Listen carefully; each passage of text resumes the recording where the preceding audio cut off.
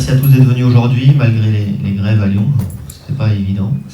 Nous, on arrive de Chambéry, donc ça a été. L'idée de l'après-midi, c'est de vous représenter et de vous représenter la partie facture électronique, vous resensibiliser sur le fait qu'il faut anticiper cette réforme qui va prendre place dans moins d'1 an aujourd'hui, et de vous présenter ce que Sage va proposer en termes de paramétrage et de mise en place, et un nouvel acteur qui s'appelle Pennylane, un nouvel éditeur qu'on commercialise aujourd'hui depuis plus d'1 an, ça fait 1 an et demi à peu près, et qui représente chez nous aujourd'hui 200 sociétés.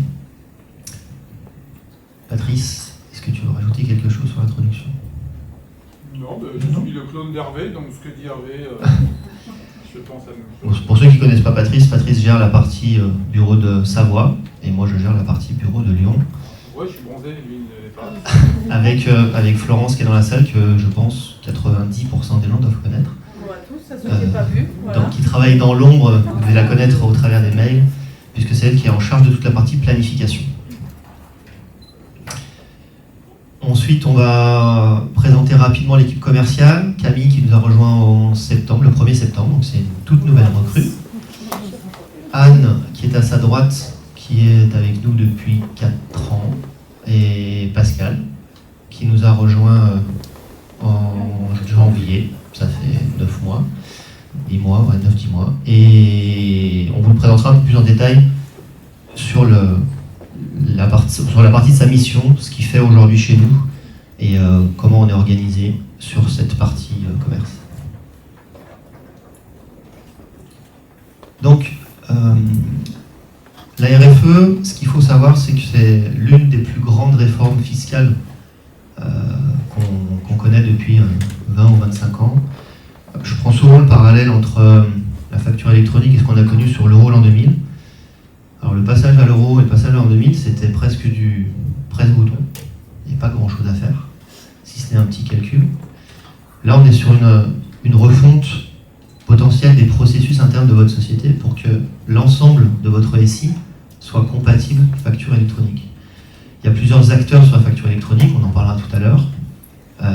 Mais ce qui est important de savoir, c'est que la brique finance pure, compta Sage ou compta Pennylane, ne suffisent pas pour être conforme à la facture électronique. On parle vraiment d'un process global qui englobe l'ensemble de vos logiciels que vous exploitez chez vous, et notamment vos logiciels de facturation. Pourquoi la facture électronique? Le premier but, effectivement, c'est la lutte à la fraude à la TVA. Puisque demain, l'intérêt de passer sur la partie RFE et d'automatiser ces process, c'est de pouvoir avoir une déclaration de TVA pré-remplie par l'État. Un peu comme on connaît aujourd'hui sur la partie sociale avec l'impôt sur le revenu.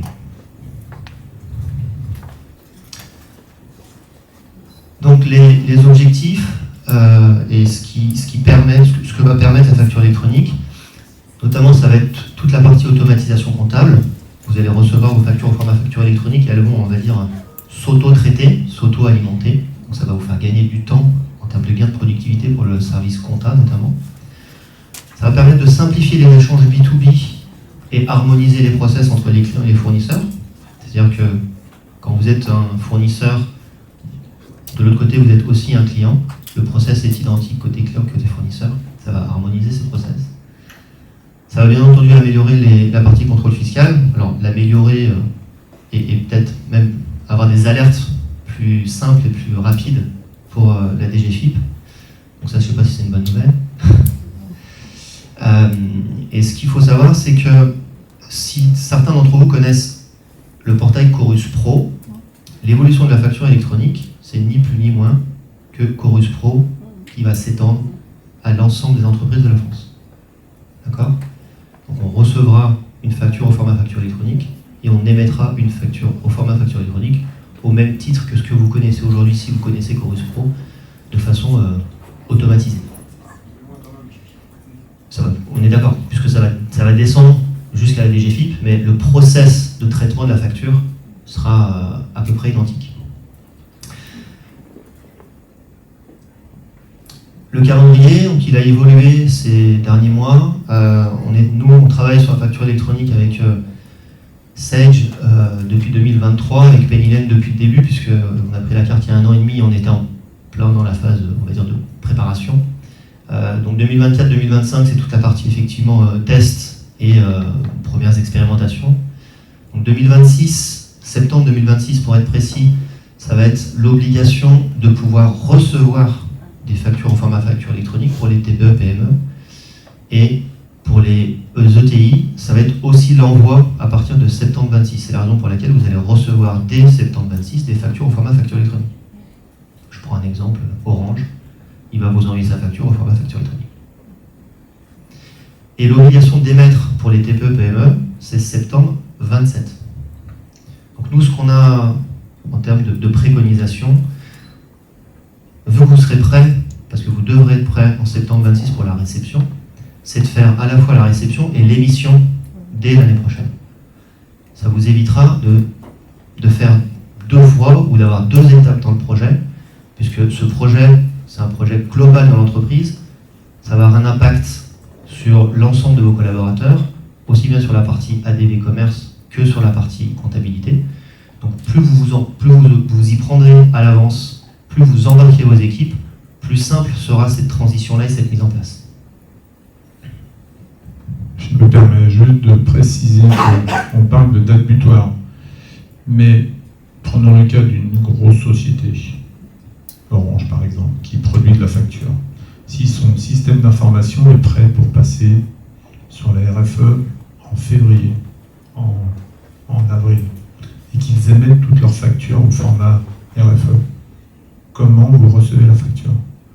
Ça veut dire que l'obligation légale, c'est 30 septembre, mais quand les fournisseurs vont décider d'émettre des factures, vous serez bien obligé de les recevoir. Donc c'est une date butoir, le 30 septembre, mais il serait peut-être bien d'être prêt avant. Je vais compléter ce que dit Patrice. Aujourd'hui, sur la plateforme ACS, certains d'entre vous utilisent déjà le module ACS, je crois que c'est entre 10 et 12% des flux qui sont déjà au format facture électronique. Puisqu'il y a eu un décalage du calendrier il y a 1 an. Les grandes entreprises étaient déjà prêtes, et certains logiciels étaient déjà prêts. 12% des flux qui arrivent dans ACS sont déjà au format facture électronique. Si certains d'entre vous ont déjà ACS, et qui reçoivent déjà une facture au format facture électronique, le petit logo PDF, d'habitude il est rouge, sur une facture X il est bleu. Donc, quand vous recevez une facture avec un petit picto PDF bleu, c'est que cette facture est au format facture électronique, déjà. D'accord ? C'est ce qui va vous permettre, c'est ce qui va vous... la distinction que vous allez voir dans l'application, si c'est une facture X ou pas. Et sur le PDF, vous aurez un petit logo FX pour facture X, avec un petit rond en fait, et FX marqué en blanc.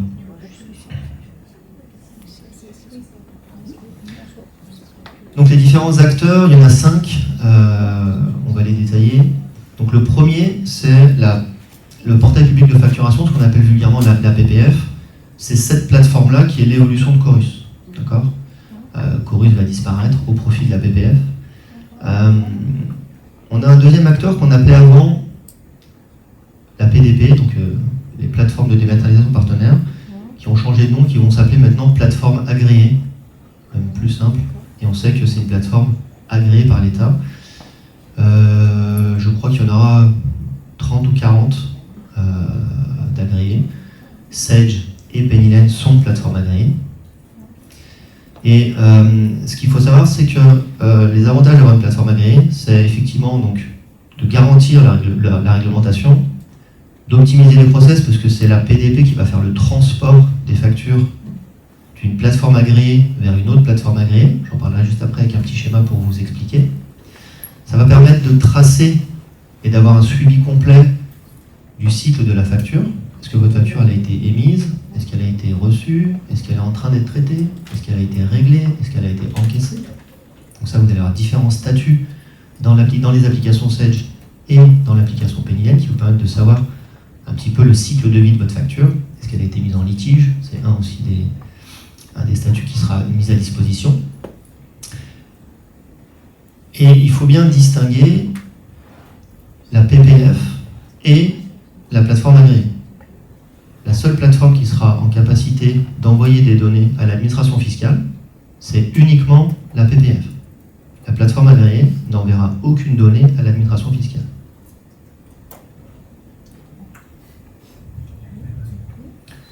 troisième acteur, c'est ce qui s'appelle aujourd'hui une solution compatible. Avant, on appelait ça un OD, un opérateur de dématérialisation. Donc c'est un peu vulgaire, mais c'est très simple à comprendre. C'est que un logiciel de facturation, c'est soit il est capable de vous générer un format de facture électronique, soit il n'est pas capable. S'il est capable, il sera solution compatible. Sage et Pennylen le sont. Si vous avez un logiciel maison, un logiciel vertical, un logiciel ancien, s'il n'est pas capable de vous générer une facture au format facture électronique, il sera donc non compatible. Dans la présentation que fera Stéphanie, elle a des cas avec facture compatible, solution compatible, solution non compatible. Ce qu'il faut savoir, c'est que la génération d'un fichier PDF ne suffit pas. Le fichier PDF n'est pas une facture au format facture électronique. La facture X, c'est une évolution du fichier PDF sur lequel on vient joindre un fichier XML, et c'est ce fichier XML qui est considéré comme facture électronique. Donc, la première chose à faire, on en parlera juste après un petit peu, c'est de se dire, est-ce que j'ai dans mon système d'information un logiciel de facturation? Il faut savoir si ce logiciel de facturation il est compatible ou pas. S'il ne l'est pas, il y a des solutions qu'on pourra vous apporter. S'il l'est, ça sera déjà une première étape de franchie. Le quatrième acteur, c'est l'administration fiscale, j'en ai parlé tout à l'heure. Donc c'est l'APPF, et ça sera uniquement l'APPF qui sera relié directement à la DGFiP.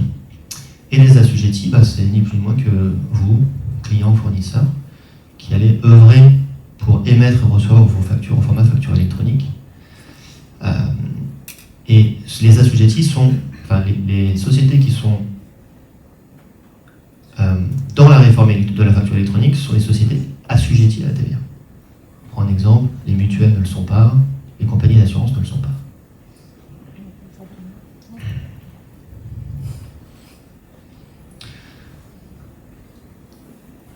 Donc en fait, sur la facture électronique, ce qu'il faut savoir, c'est qu'il y a deux grands messages qui vont transiter entre les différentes entreprises et l'administration fiscale. Le premier, c'est ce qu'on appelle le e-invoicing.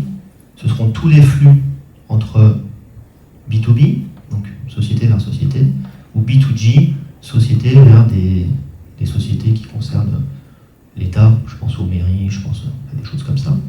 Ça sera le premier flux e-invoicing. Le deuxième flux, c'est le flux qui va concerner le B2C.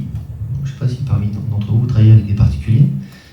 Le B2B international et toute la notion d'encaissement pour tout ce qui va concerner la traçabilité de la TVA sur encaissement. D'accord ? Donc ce sont deux flux différents. Alors vous allez me dire comment je vais savoir que je vais envoyer sur le e-invoicing ou le e-reporting. Ça, c'est naturellement dans l'application, en fonction du paramétrage de votre fiche client. C'est à ce moment-là qu'on saura son statut d'assujettissement TVA, et c'est à ce moment-là qu'on saura si on envoie du e-invoicing ou du e-reporting. La partie message envoyé depuis les applications, c'est pas vous qui allez le faire. Le produit va le faire tout seul. D'accord ? Mais pour ça, il faut qu'on paramètre des éléments, et surtout, il faut que de votre côté, vous puissiez compléter vos fiches clients-fournisseurs, parce que c'est sur le paramétrage des clients-fournisseurs que vous allez avoir cette information-là. Il y a trois formats de facture électronique, j'en ai parlé tout à l'heure. Donc il y a la facture X, donc c'est un mix entre le fichier PDF et le fameux fichier XML qui est joint à ce fichier PDF. Dans ce fichier XML, c'est ni plus ni moins que le contenu de la facture PDF que vous voyez vous avec vos yeux. Il y a deux autres formats qui s'appellent UBL et C2I. Eux, c'est vraiment des formats qui sont purement informatiques, sur lesquels il n'y a pas de support visuel pour nous, êtres humains. C'est pour ça que le format le plus utilisé, ce sera la facture X, parce que ça nous simplifie, nous, êtres humains, à visualiser et à vérifier éventuellement les erreurs. Parce que si je vous ouvre un fichier UBL, ça ne vous parlera pas du tout. Je vais apporter deux précisions. Tout à l'heure, je pense que je n'ai pas été complet dans ma précision, dans ma remarque. Si vous avez des fournisseurs qui, demain, ont l'obligation de passer en facture électronique, parlons des gros, quand ils vont émettre une facture au format RFE, ils vont émettre un fichier au format FactureX. Alors on pourrait se dire, c'est pas grave, je peux quand même le lire et saisir. Ils vont l'émettre en passant par les PDP, les PA, etc., pour transmettre la facture. Ça veut dire que vous ne pouvez pas demander à votre fournisseur, envoyez-moi votre facture par email, je la traiterai à la main. Vous serez obligé d'aller chercher cette facture qui a un nouveau format sur la plateforme à laquelle vous êtes rattaché. Si votre logiciel ne permet pas de le faire, vous ne pouvez pas la récupérer. C'est-à-dire que ce n'est pas juste un problème de format de facture, c'est aussi un problème de transport, de mode de communication. Et la deuxième petite remarque, on parlait de B2B, de société à société, c'est valable quelle que soit la société émettrice et quelle que soit la société réceptrice. Ça veut dire que même dans un groupe, si j'ai une SCI qui facture à ma SA, la SCI doit émettre une facture au format RFE, en passant par tout le circuit, tout le machin, pour que la SA puisse la récupérer. Je ne peux pas imprimer une facture et la donner à mon collègue et lui dire tiens, tu me comptabilises ça. Ça ne marche pas. D'accord? C'est important aussi ça. J'ai une question par rapport à ACS. Aujourd'hui, nous, personnellement, on utilise ACS. Ça veut dire que ACS ne sera pas capable d'aller chercher sur la plateforme la facture? Si, ACS pourra le faire. Il y aura deux possibilités avec Sedge. Soit vous avez ACS, ACS va pouvoir récupérer, se connecter sur les plateformes. Vous allez récupérer vos factures au format facture électronique. Aujourd'hui, vous les recevez peut-être par mail ou vous les scannez. On les reçoit sur une adresse mail propre, Ouais. où Voilà. ACS va chercher sur votre plateforme. Tout à fait. Donc là, en fait, ACS n'ira plus récupérer dans l'adresse mail, il ira récupérer sur votre plateforme. D'accord? Ça, c'est si vous avez ACS. Si vous n'avez pas ACS, c'est dans Sedge Comptabilité, on sera capable d'aller récupérer sur les plateformes vos factures avec un petit module qui s'appelle SDCC, qu'il faudra prendre ce module-là. Et c'est ce module qui va nous permettre de se connecter aux plateformes et récupérer vos factures au format facture électronique. Avec mon automatisme, effectivement, il y a une différence entre ACS et SDCC. SDCC va venir récupérer les factures et il va vous proposer de les imputer en fonction de l'entête et du pied de page. ACS que vous avez vous va vous permettre de récupérer la facture en automatique et de venir l'imputer éventuellement avec des scénarios en fonction des lignes de vos factures. Donc ça va beaucoup plus loin et ça automatise beaucoup plus. Et plus bien entendu le workflow de validation. Alors moi j'ai une question pour les sociétés qui utilisent la partie gestion commerciale. Oui. Pour la gestion des stocks et donc de comptabiliser les factures d'achat via Sedge, gestion commerciale. Comment ça se passe? Mal. D'accord. Non. Là, vous parlez de la partie gestion commerciale pour la partie réception. Oui. Donc en fait, il y aura deux éléments. Vous allez continuer à faire votre facturation classique dans la partie achat pour gérer vos stocks. D'accord? Et ensuite, il y aura deux possibilités. Soit on continue de faire la comptabilisation de la GESCOM vers la compta, qui est native. D'accord? Quand je fais comptabiliser, ça comptabilise. Soit je me dis, je vais récupérer ma facture au format facture électronique, je vais venir l'intégrer dans mon système et je l'impute de cette façon-là. Il y aura les deux possibilités. D'accord.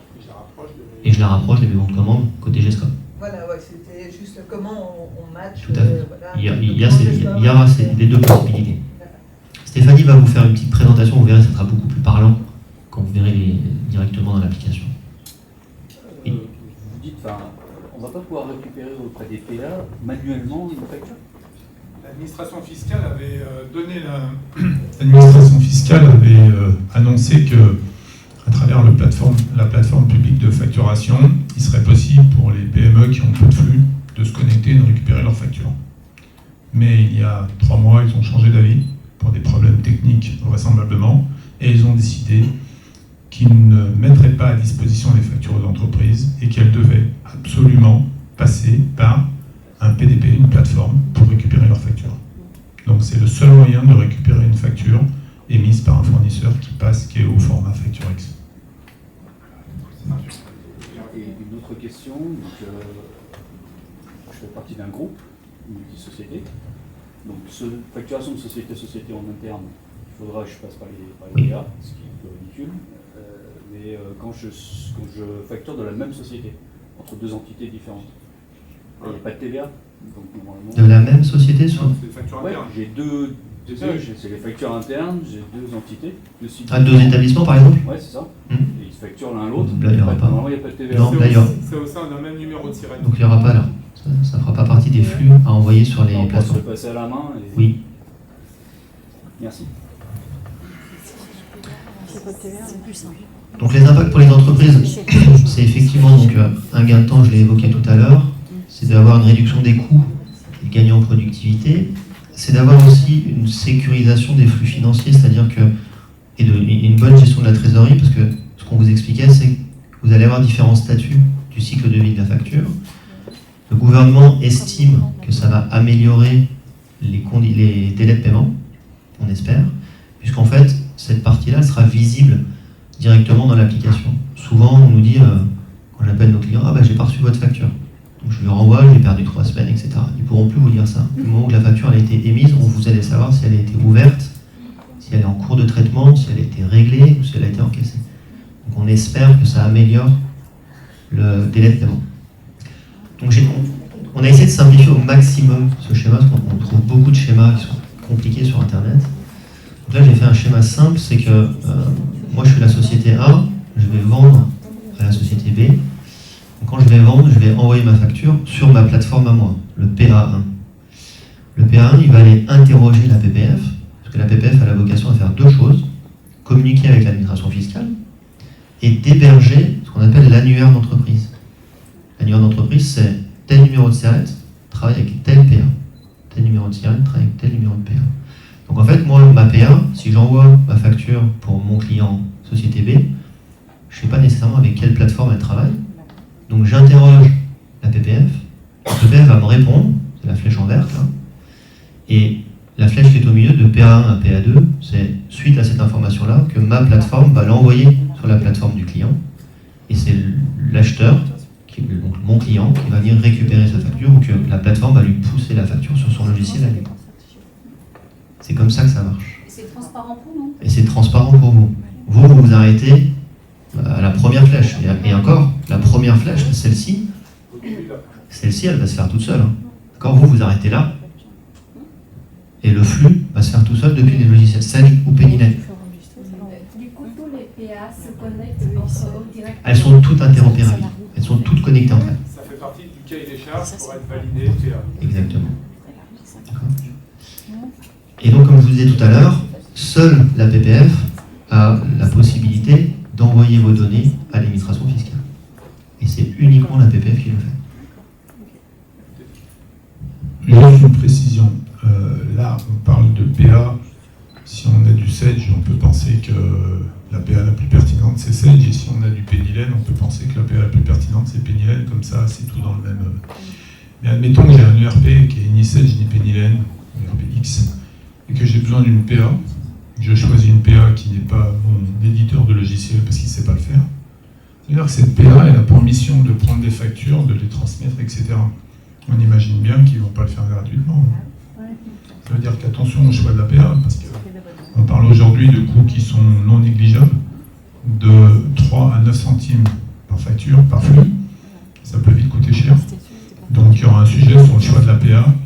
On en parlera tout à l'heure. Mais pensez que ça, chez Sage et chez Pennylen, c'est inclus dans le coût, parce qu'ils ont voulu ne pas perdre de clients en facturant un service supplémentaire. Mais il y a certaines PA qui vont en faire leur cœur d'activité.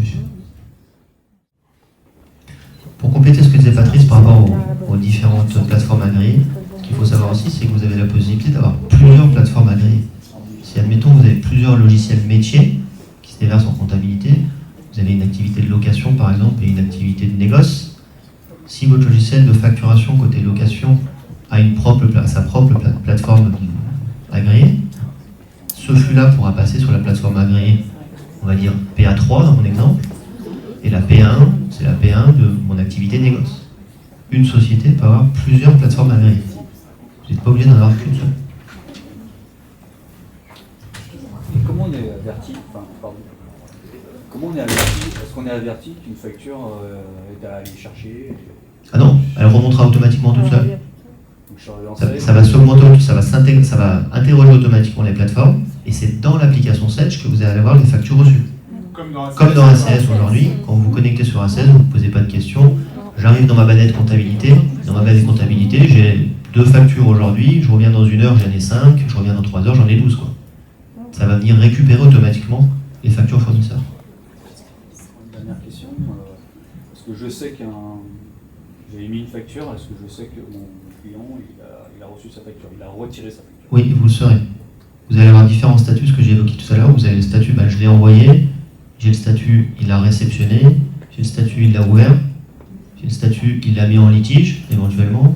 J'ai le statut, il l'a réglé. Et vous aurez le statut, je l'ai encaissé. Donc on peut interroger les PA. Au travers de l'application, pas sur la PA. Ça c'est des informations que vous aurez dans les applications Sage ou Pennylen. L'information, vous l'aurez sur le cycle de vie de la facture. Stéphanie. Donc là, je réexplique le process qu'on vient d'évoquer tout à l'heure par rapport au schéma. Donc effectivement, la plateforme, elle va faire des contrôles sur la facture récupérée. Ensuite, la plateforme agréée, comme j'expliquais tout à l'heure, elle va venir récupérer la facture et elle va aller interroger la PDP. Okay. Et derrière, la remontée des statuts, donc l'acheteur paye sa facture. Moi, j'aurai la possibilité de voir dans mon application les différents statuts. Ça, c'est ce qu'on a évoqué juste avant. Donc ça, c'est la partie la plus importante. C'est comment on se prépare à ce process de facture électronique. Donc déjà, ce qu'il faut savoir, c'est que c'est urgent de démarrer rapidement. On a moins d'1 an d'échéance. Et pour ce faire, la première chose qu'il faut faire, c'est analyser et cartographier votre SI actuel. Il n'y a pas que le noyau compta finance, Sage ou Pennylen, il y a tout ce qui tourne autour de ça. Parce que je parlais tout à l'heure des solutions compatibles. Si vous avez un logiciel de facturation autre que Sage, la première chose à faire, c'est de l'interroger et lui poser la question, est-ce que vous êtes en capacité de m'envoyer une facture au format facture électronique ou pas? Puisque des décisions vont nécessairement se poser chez vous. C'est qu'est-ce que je fais? Est-ce que je change de gestion commerciale? Ou est-ce que j'utilise une des solutions qu'on peut apporter avec Sage, c'est-à-dire de passer par un outil qu'on parlait tout à l'heure de ACS? Est-ce qu'on récupère notre facture dans ACS pour la traiter en termes d'envoi facture client? Parce qu'aujourd'hui, vous connaissez ACS pour la partie récupération de facture fournisseur. Demain, ça va émettre de la facture client pour répondre aux solutions qui sont non compatibles. Stéphanie vous montrera avec sa démonstration la possibilité de faire ça. Donc ce qui est important, effectivement, donc, c'est analyser votre système et cartographier votre SI. Si on utilise un PA qui n'a rien à voir avec Sage ou le champ commercial. Oui, vous pouvez.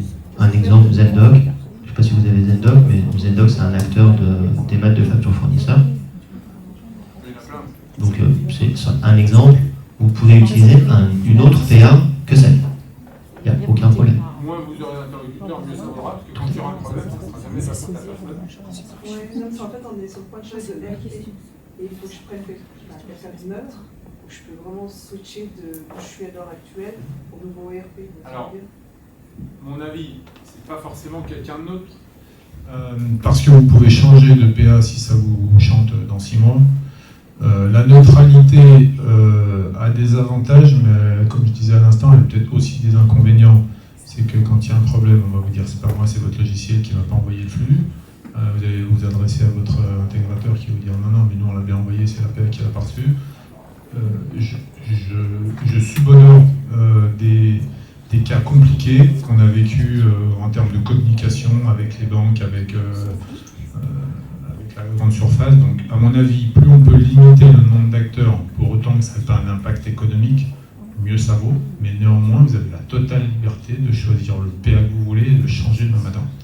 Et du coup, je fais une petite précision que j'ai faite ce matin aussi. Attention, on a été alerté par la direction métier de BDO. Il y a des clients qui ont été sollicités par des banques au gré de mise à jour de conditions pour signer, cocher la petite case je valide que mon banquier devient mon PDP. Donc ça veut dire qu'il y a des clients qui sont inscrits dans l'annuaire public comme avec une plateforme qui est la banque, qui n'a rien à voir avec ni le RP, ni la compta, etc. Donc il faut faire attention parce que quand on veut changer après, il faut quand même faire une démarche, c'est un peu moins pratique. Donc ne vous engagez pas tout de suite avec un PDP tant que vous n'avez pas le besoin de transmettre. Faites en sorte, comme disait Hervé, que votre facture au format facture X, que tout soit prêt, etc. La transmission, donc le choix de la plateforme, c'est au tout dernier moment. Parce que du jour au lendemain, presque, vous pouvez choisir votre plateforme, si votre fichier est déjà au bon format. Donc il ne faut pas se tromper de PDP. Et si on a ACS et on choisit Sage comme PA, quelle est la démarche que nous devons faire? Alors Stéphanie va vous montrer, il y aura 5 clics à faire. Donc ça sera assez simple assez rapide. L'inscription à la PA Sage est possible depuis la sortie de la V12, qui est sortie il n'y a pas très longtemps. Sur Paylen, c'est déjà le cas. Pareil, on a la possibilité de s'inscrire sur la PA dès aujourd'hui. C'est un produit en mode SaaS, donc il est mis à jour automatiquement. Et du coup, si on choisit Sage va envoyer directement dans l'annuaire que notre choix de... Tout à fait. De votre numéro de SIRET, la PDP Sage, donc avec un numéro de référence PDP, PA. Donc ils vont associer en fait le SIRET au numéro PDP Sage. Donc ce que je disais, c'est important effectivement de cartographier et d'analyser vos outils actuels. Si vos outils ne sont pas compatibles, c'est se poser la question comment on fait. Donc Stéphanie va vous montrer ce qui est possible de faire au travers des outils Sage, et Paylen également. Une fois qu'on a fait ça, on va choisir la plateforme, avec quelle plateforme vous allez devoir travailler.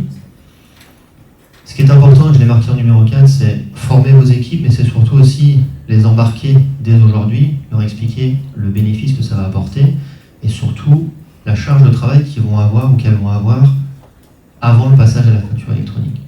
La facture électronique, on parlera de notre accompagnement juste après. Nous, on va être en capacité de paramétrer le logiciel. Par contre, de votre côté, vous allez avoir un travail à faire sur la partie mise à jour, notamment de vos fiches clients, de vos fiches fournisseurs. Il y a plusieurs champs qui vont devenir obligatoires pour la transmission de facture électronique. Je vais donner quelques exemples. Le SIRET niveau TV Intracom, ça paraît normal. Vous allez avoir le code pays à renseigner, même si vous faites que de la France. Il faudra indiquer sur les fiches tiers, c'est un client France. Il va falloir lui indiquer l'assujettissement TVA. Est-ce que c'est un B2B, est-ce que c'est un B2C, est-ce qu'il a un TVA sur encaissement, etc. Donc ça, c'est des nouveaux champs qui vont apparaître sur la V12. Et des champs comme ça, vous en avez à peu près une petite dizaine. Donc ça, c'est un travail que vous allez devoir faire vous ou vos équipes. Avec Sage, vous allez avoir la possibilité, avec l'outil SDCC que j'ai évoqué tout à l'heure, qui va faire la connexion et le transport du flux invoicing ou e-reporting. Il a une autre fonctionnalité, ce petit module, c'est qu'il va vous permettre d'automatiser et de mettre en masse, mettre à jour en masse vos fiches clients fournisseurs, d'accord, au travers d'une liste qui vous dira sur tel client ou sur tel fournisseur, il me manque telle information. Donc en masse, vous allez pouvoir dire le code pays n'est pas renseigné, je vais dire France. Et ça va mettre France de partout. Sur certains champs, c'est comme ça que ça va marcher. Sur le numéro de SIRET, c'est un peu différent. Sur le numéro de SIRET, le module est connecté à l'API Sirène. C'est-à-dire que vous allez avoir une proposition, j'insiste bien sur le mot, proposition du SIRET par rapport à la raison sociale de votre client fournisseur. Et c'est vous qui allez dire, oui, c'est bien ça. Et je valide. Puisque automatiquement, on ne sera pas capable d'associer un SIRET à un client. Je peux avoir un client qui a plusieurs établissements, il faut savoir avec quel établissement je travaille. Je prends l'exemple de Sage à Paris, 3 agences, 3 SIRET différents. Sachant que dans les bases historiques, dès qu'on a quelques années de pratique, on a 3 fois le même client parce qu'il a été racheté ou il a changé de nom, donc on a recréé un nouveau client pour des raisons statistiques. Mais donc on a 3 fiches clients qui ont le même numéro de SIRET. Ça c'est mort, c'est comme 3 individus qui ont le même numéro de sécurité sociale. C'est pas possible. Donc ça veut dire qu'il faut faire du nettoyage, vérifier, renseigner ce qui manque, enlever ce qui est en trop, et du boulot. Voilà, donc former les équipes et les embarquer dans le projet, ça me paraît une évidence. Mettre en place une phase de test, donc ça fait partie de notre accompagnement quand on aura la possibilité de faire déjà les envois de premiers flux, c'est savoir si nos flux s'envoient correctement et sont traités correctement. Et le dernier point, c'est le plan de continuité. Ça a son importance aussi. Si on démarre la facture au format facture électronique en septembre 26, ça ne s'arrête pas en septembre 26. Ça va forcément évoluer et continuer à changer. Donc nous, notre plan d'accompagnement, il est plutôt sur 24 mois que sur 12, puisqu'il va nous rester à peine 12 mois. Pourquoi ? Parce que ça va nous permettre de continuer à faire nos mises à jour, de continuer à faire la modification de nos éléments comptables, si on a des éléments comptables à modifier, etc. etc. C'est pas parce que je démarre en septembre 26 que je suis tranquille. Au contraire, il va y avoir encore quelques mois d'adaptation, de modification, d'évolution. Donc c'est important. En conclusion, donc, la facture électronique, c'est l'une des, en tout cas moi ce qui me concerne, c'est l'une des plus grandes réformes que j'ai à faire et à mettre en place avec mes équipes. Ça va nous apporter quand même beaucoup d'automatisme et beaucoup de gains de productivité dans les mois et les années qui vont venir. Et surtout, ça va permettre de fluidifier les échanges entre clients et fournisseurs et on l'espère réduire les délais de paiement. Et ça va aussi sécuriser la donnée puisqu'elle sera hébergée directement sur vos PA. En parallèle de ça, c'est, moi j'insiste bien là-dessus, il nous reste moins d'1 an, on a sensibilisé nos clients déjà depuis 2 ans. En 2 ans, on a mis en place 10% de nos clients. On a 500 clients, il y a 50 clients qui aujourd'hui ont déjà démarré cette facture au format facture électronique. On dit donc que 50 clients, c'est rien. En 1 an, il faut qu'on bascule 450 clients. Donc c'est mission impossible. Pour autant que les 450 décident aujourd'hui. Tout à fait. Ça sera en 3 mois. Oui, alors donc du coup très vite, comment on fait 3 cas d'école. Vous avez une solution Sage, full Sage, elle répond à vos besoins. Donc globalement, c'est juste de la prestation et puis peut-être une mise à jour. Alors la mise à jour elle est comprise dans le contrat. Ce qu'il faut peut-être rajouter, c'est le SDCC, là, le petit module qui permet d'automatiser. Et éventuellement ACS si on a un flux d'achat important pour l'automatiser. Après, si vous avez dans votre système d'information une brique obsolète qui ne passe pas à la RFE, ou si vous voulez faire évoluer la GESCOM, la DEMAT, la compta, etc., là, il n'y a pas de réponse toute faite. Il faut étudier votre système d'information. Ensemble, on réfléchit, on fait un bilan, et on dit il faut faire ci, il faut faire ça, une solution palliative parce que votre logiciel ne passe pas à la RFE, mais on a des réponses, etc. Et si vous êtes multi-éditeur, pareil, c'est du cas par cas. Donc on va dire que si vous êtes dans la première solution, c'est facile. C'est tout écrit, on appuie sur le bouton, on annonce un prix, on est d'accord, on n'est pas d'accord, mais en tout cas, c'est que de la prestation. Sinon, là, il y a une vraie étude à faire pour ne pas se planter. Je prends l'exemple des logiciels de caisse qui sont connectés. Est-ce qu'ils passent, est-ce qu'ils passent pas? Je prends l'exemple des logiciels de notes de frais. Est-ce qu'ils sont connectés? Est-ce qu'ils passent pas? Je prends l'exemple des logiciels spécifiques qui ont été faits. Et comment ça se passe? Est-ce qu'il faut que j'aille utiliser l'API publique pour gérer ce que je gérais avant? Il y a du boulot. Voilà, donc ce qui est important de savoir, première chose, analysez votre SI, regardez si vos solutions en place sont déjà compatibles ou pas compatibles, et ensuite c'est nous appeler, vous accompagner sur la partie paramétrage, sur la partie Sage et ou sur la partie Pennylen, et de se dire à quelle date on démarre, savoir que l'échéance c'est septembre 26 pour la réception. Alors pour ça, il y a dans la salle. Pour ça, dans la salle, il y a Pascal, Camille et Anne qui a disparu. Elles sont endormies dans un coin, dans la partie 2 minutes. Donc ils sont là pour vous accompagner. Alors je précise, suite à la question d'un client, ce ne sont pas forcément des gens qui ont une compétence technique approfondie sur les produits. Et ce n'est pas leur rôle. Leur rôle, c'est plus de regarder avec vous le système d'information déjà de façon globale, voir si déjà il y a des écueils, de vous proposer les différentes solutions qui peuvent être mises en place, de parler chiffons avec vous, combien ça coûte, etc. Et après, s'il y a des questions technico-techniques, il y a toutes les équipes de consultants, il y a Hervé et moi, il n'y a pas de souci. Mais voilà, il faut différencier les genres. Il y a l'accompagnement, la réflexion sur ce projet-là, global, commercial, on va dire. Et puis après, il y a les questions technico-techniques parce que vous avez un cas très particulier. D'accord? Donc là-dessus, après la matinée, si vous dites moi j'aimerais bien qu'on creuse mon cas particulier, vous nous faites un mail, on vous rappelle, de toute façon on va vous rappeler, et vous sollicitez Anne, Pascal, ou plutôt Anne, Camille et Pascal, parce que les femmes de bord, hein. Excusez-moi Pascal, et on essaiera d'être réactifs. Alors ce que je fais, donc merci à tous d'être présents, donc on va avec Mike. Voilà. peut-être... Je parle assez fort pour ce que vous m'entendiez. Oui, tu parles assez fort, Stéphanie. Et ce que je vais faire, c'est que je vais essayer d'illustrer, parce que tout à l'heure on a dit Stéphanie va montrer, donc je vais essayer d'illustrer tout ce qui a été abordé tout à l'heure et vous apporter les réponses.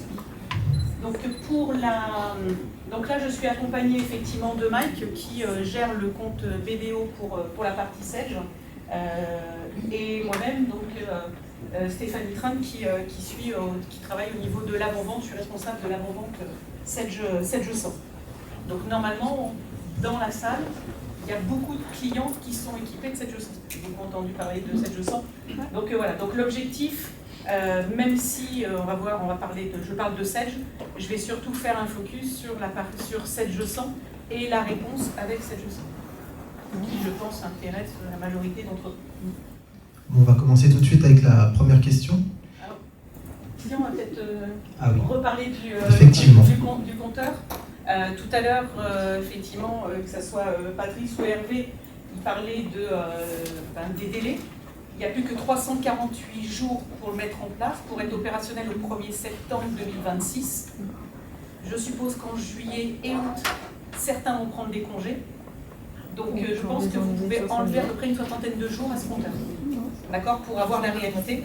Donc c'est pour ça. Alors après, ça c'est effectivement, c'est ce que nous avait dit, alors je ne me souviens plus du nom de la personne, la DGFIP, il avait dit, si vous n'êtes pas opérationnel au 30 juin, ça sera effectivement, disons que ça va gâcher les vacances de certains. Je ne sais pas qui, mais ça gâchera les vacances de certains. D'accord, donc voilà. Le 30 juin, c'est pour ça que je vous dis qu'il faut ici, on est à moins de 300 jours. Donc, dans l'actualité, on parle beaucoup de plateformes agréées, anciennement PDP. Quelle est la réponse de Sedge à la facture électronique? Alors, la première réponse, c'est ce qui est effectivement, bon, ça a été évoqué, mais je préfère la répétition fixe la notion. Effectivement, nous, Sedge, en tant qu'éditeur, nous sommes une plateforme agréée. Il y a un certain nombre de plateformes agréées, il y a à peu près une centaine de plateformes agréées. Aujourd'hui, si on fait le bilan, il n'y a que 3 éditeurs qui sont plateformes agréées. Donc aujourd'hui, alors, je vais commencer comme ça, je vais me faire honneur à moi-même, mais d'abord Sedge. Voilà, il y a Pennylen qui est présent ici, qui est aussi, et après CJ2BP, donc on les met effectivement dans un seul groupe, puisque c'est le même groupe, eux aussi sont plateformes agréées. Donc en tant qu'éditeur, et donc nous sommes plateforme agréée, et le point important, c'est effectivement que les données qui sont à transmettre, elles viennent de chez nous. Donc c'est vrai qu'en tant qu'éditeur, d'envoyer des informations qui sont issues de nos propres applications, c'est d'autant plus facile, puisque c'est nous qui les mettons en forme et c'est nous qui les transmettons. D'accord ? Donc chaque éditeur, du moment que vous avez une solution avec un éditeur qui est plateforme agréée, effectivement, c'est plus pertinent de passer par sa propre plateforme. Mais après, évidemment, il peut y avoir des cas particuliers qui sont bien évidemment envisageables. Alors pourquoi il faut effectivement choisir dès à présent votre plateforme ? Alors, choisir la plateforme, c'est, on le dit, c'est moins de... Alors, on parle de septembre 2026, premier opérationnel 1er septembre 2026. Donc si aujourd'hui vous savez déjà par quelle plateforme vous allez passer, effectivement, inscrivez-vous déjà sur la plateforme. Ok, c'est pas grave. S'inscrire sur la plateforme, c'est effectivement, c'est l'étape obligatoire. Donc, vous avez, alors tout à l'heure, j'entendais des gens qui disaient que je suis en V10. Vous êtes en V10, vous allez pouvoir vérifier vos fiches tiers, on le verra tout de suite après. Par contre, vous n'avez pas encore le bouton pour pouvoir émettre et recevoir. Donc ça, c'est effectivement l'étape qui sera importante, puisque à partir de, on va dire le printemps l'année prochaine, donc là, c'est les partenaires qui vont faire tous les tests, puisqu'on leur a ouvert l'outil. Et donc vous, à partir de l'année prochaine, du moment que l'annuaire sera publié, on pourra faire les tests avec les clients. Donc ça veut dire que potentiellement, vous pourriez commencer des tests au printemps l'année prochaine, si vous voulez, bêta-testeurs. Donc ça, c'est l'étape obligatoire d'avoir une PA, parce que si vous n'avez pas de PA, vous pouvez ni émettre ni recevoir. Si, je crois. Oui, c'est bon. Non, c'est bon. Non, mais on peut tester, je veux dire, n'importe quel client peut tester si on vous demande comme PA. Alors, en fin de compte, mais vous pourrez tester qu'au moment où l'annuaire sera disponible. Pour l'instant, en fin de compte, la plateforme la plateforme que les partenaires vont tester, c'est une plateforme où nous, Sedge, on dit qu'on envoie ils s'envoient entre eux, mais aujourd'hui, l'ouverture pour faire des tests, c'est effectivement du moment que l'annuaire est ouvert. Et pour l'instant, l'annuaire n'est pas ouvert. C'est l'année prochaine. C'est l'année prochaine. Et non, c'est simplement que vous aujourd'hui, quand vous allez vous référencer pour pouvoir, alors je vais parler d'émission, je ne vais pas parler de réception, pour pouvoir émettre, vous aviez tout à l'heure le schéma en Y, vous avez vu que vous, en tant que le client et le fournisseur, il faut qu'ils choisissent une PA. Quand vous choisissez votre PA, ça veut dire que vous vous enregistrez sur l'annuaire. Vous dites, donc là je vous montrerai tout à l'heure dans l'application, je m'inscris à la PA, donc j'enregistre ma société avec le numéro de sirène, et c'est ça qui alimente l'annuaire. Et quand vous allez vouloir émettre vous une facture pour un client, pour que la facture arrive chez le client, il faut que le client soit référencé à l'annuaire. Donc l'annuaire, plus vous attendez à vous inscrire, alors effectivement, comme ça c'est pas demain matin, hein, vous avez comme ça, il n'y a pas... mais plus vous attendez au niveau de l'annuaire, après s'il y a des tests à faire, pour l'instant les gens ne pourront pas les faire avec vous puisque vous n'êtes pas référencé sur l'annuaire. Et c'est bien cet annuaire qui référence toutes les sociétés. Même si aujourd'hui il y a la partie, il y a un fichier sirène où toutes les entreprises, voilà, ils n'ont pas mixé les deux fichiers. Vous avez le fichier sirène d'un côté et l'annuaire, puisque effectivement après vous avez certainement un nombre de structures qui n'existent plus, les établissements, voilà, donc il y a des choses qui modifient. Là c'est bien, ils ont créé un annuaire indépendant. Après je pense qu'ils vont faire des liaisons entre les deux, mais pour l'instant l'annuaire est indépendant des fichiers sirène.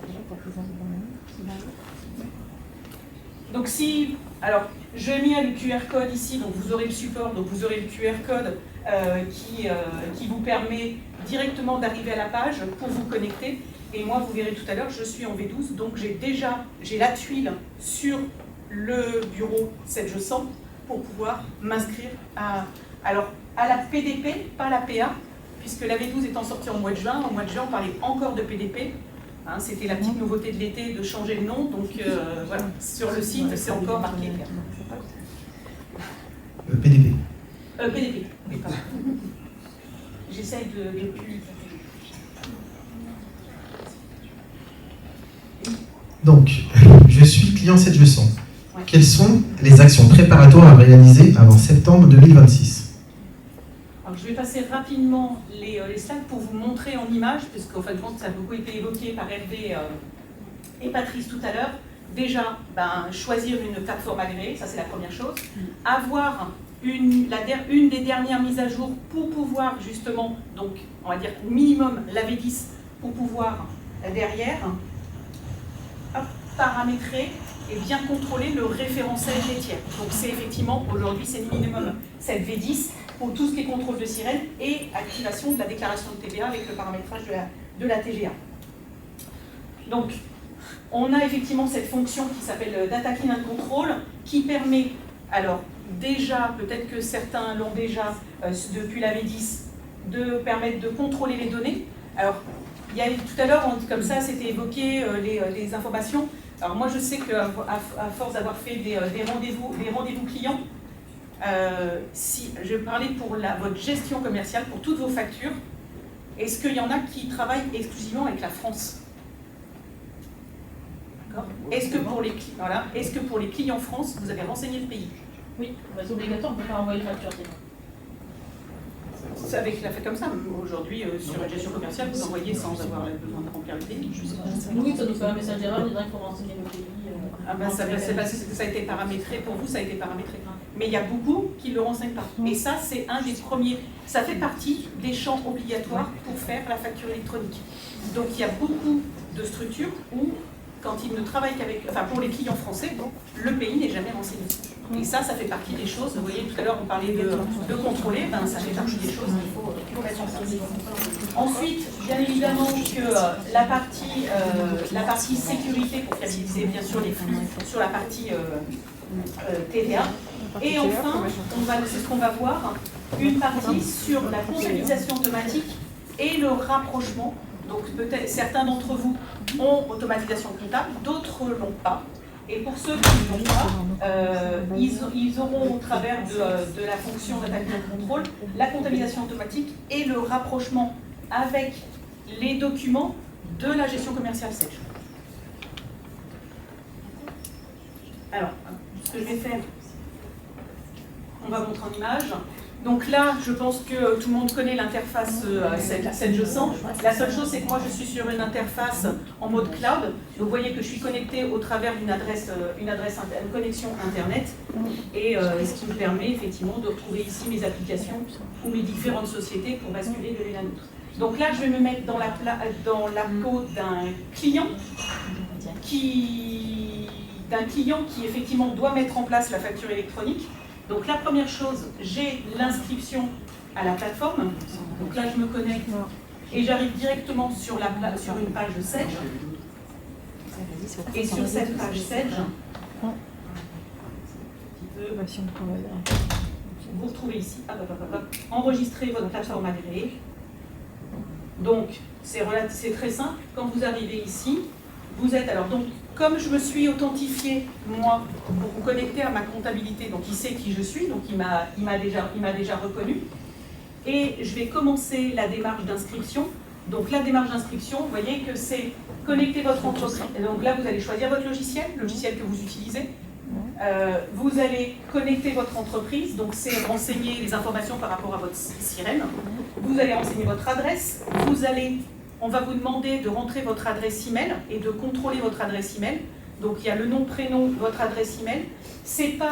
On ne demande pas que la personne ait autorité dans l'entreprise. C'est simplement pour avoir une adresse email s'il y a besoin de communiquer, pour avoir un contact sur lequel on va pouvoir communiquer. Indiquer la date effective.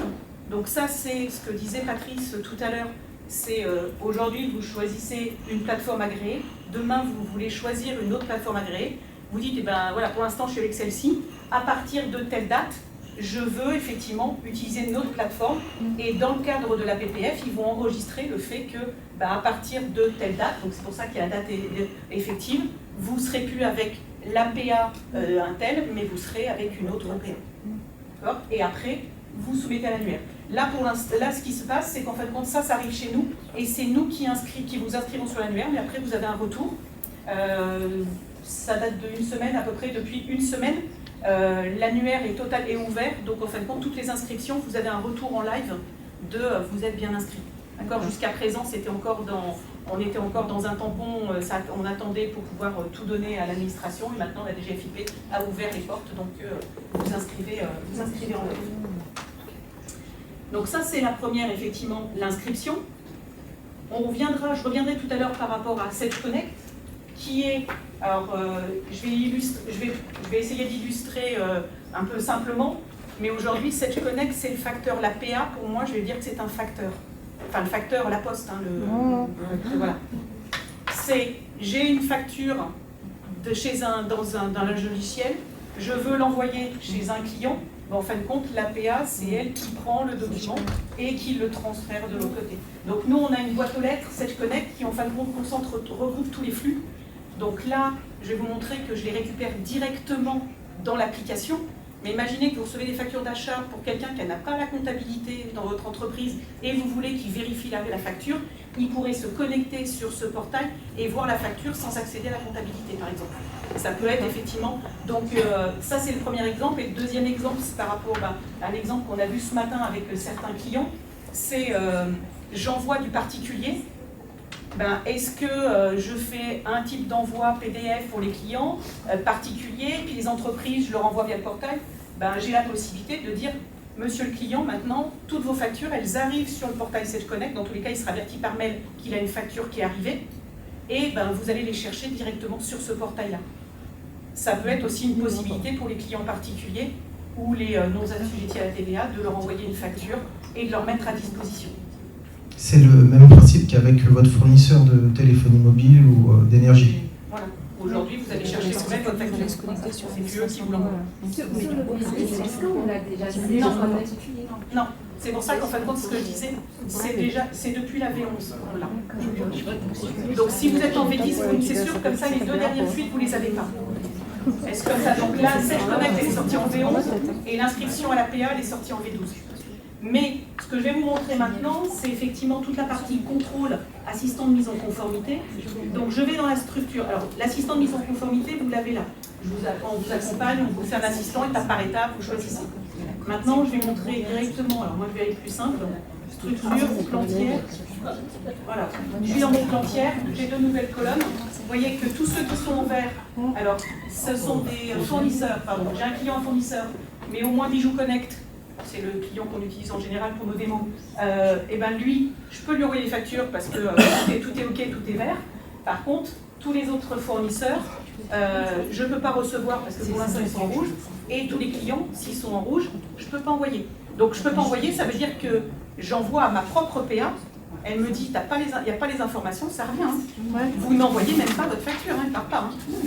D'accord. Donc c'est ça effectivement, et ça, alors moi j'ai une base avec 60 clients, 60 fournisseurs, donc ça le fait vite. Je ne suis pas sûre que vous ayez tous que 60 clients et 60 fournisseurs. Mais ça ne nous empêche pas de réceptionner des factures. Ah mais actuellement, il y a comme ça la facture électronique n'est pas en marche, donc là pour l'instant vous pouvez faire tout ce que vous voulez. Non, je veux dire que si ces démarches, les X ici, si je ne mets pas à jour, est-ce que je réceptionne quand même les factures? Non. Alors, vous réceptionnerez quand même. Pas forcément. Alors, en fin de compte, vous allez réceptionner la facture, mais il ne saura pas l'associer, parce que comme si, là, je n'ai pas le SIRET, il ne saura pas l'associer à mon fournisseur. Donc, en fin de compte, vous arrivez, vous avez une facture, et puis il faudra tout faire manuellement, parce qu'il ne saura pas lui faire les associations. Donc, côté fournisseur, côté client, vous envoyez les associations. Est-ce que vous stockez les factures que vous allez recevoir ou émettre en PDF? Vous les stockez au niveau de Alors, on ne stocke pas le PDF. C'est en fin de compte l'UBL, le fichier UBL, effectivement, qui est, comme ça, qui est stocké. Donc là, aujourd'hui, dans l'automatisation comptable, c'est stocké en standard. Et on a effectivement enrichi, on en parlera tout à l'heure, on a enrichi le fonctionnel justement d'automatisation comptable pour qu'il intègre une GED pour mettre toutes les factures, mais aussi après tout le reste des documents. Et on est en train de travailler pour mettre à disposition d'ici quelques semaines le flux d'envoi de factures. Mais ça, je vous en parlerai dans une situation particulière. Donc là, je reviens juste sur effectivement... Si le client n'a pas s'il n'a pas de mail, comme sur quoi? En France? Oui, le client n'a pas en boîte postale. Oui, parce que les artisans, effectivement. Oui, mais en fait, compte là, s'il n'a pas de mail, mais c'est un particulier. Oui, non. Alors, si ça... non. Nous, on travaille beaucoup avec des agriculteurs et c'est des petites sociétés qui payent encore par chèque. Et... Oui, mais c'est un article comme ça, ils sont quand même soumis, eux, ils sont soumis à la TVA. Donc, dans tous les cas, ils seront obligés de prendre une plateforme. Alors, Charles vous parlera tout à l'heure pour les tout petits clients d'une solution. Hein, je fais de la pub pour mon concurrent. Hein, c'est sport, Stéphanie, c'est sport. Alors, comme ça, s'il n'a pas de mail, c'est particulier, c'est le cas du B2C. Et bien, si c'est du B2C, après, vous avez encore l'envoi papier. Je n'ai pas de... C'est le cas d'exclusion. B2C.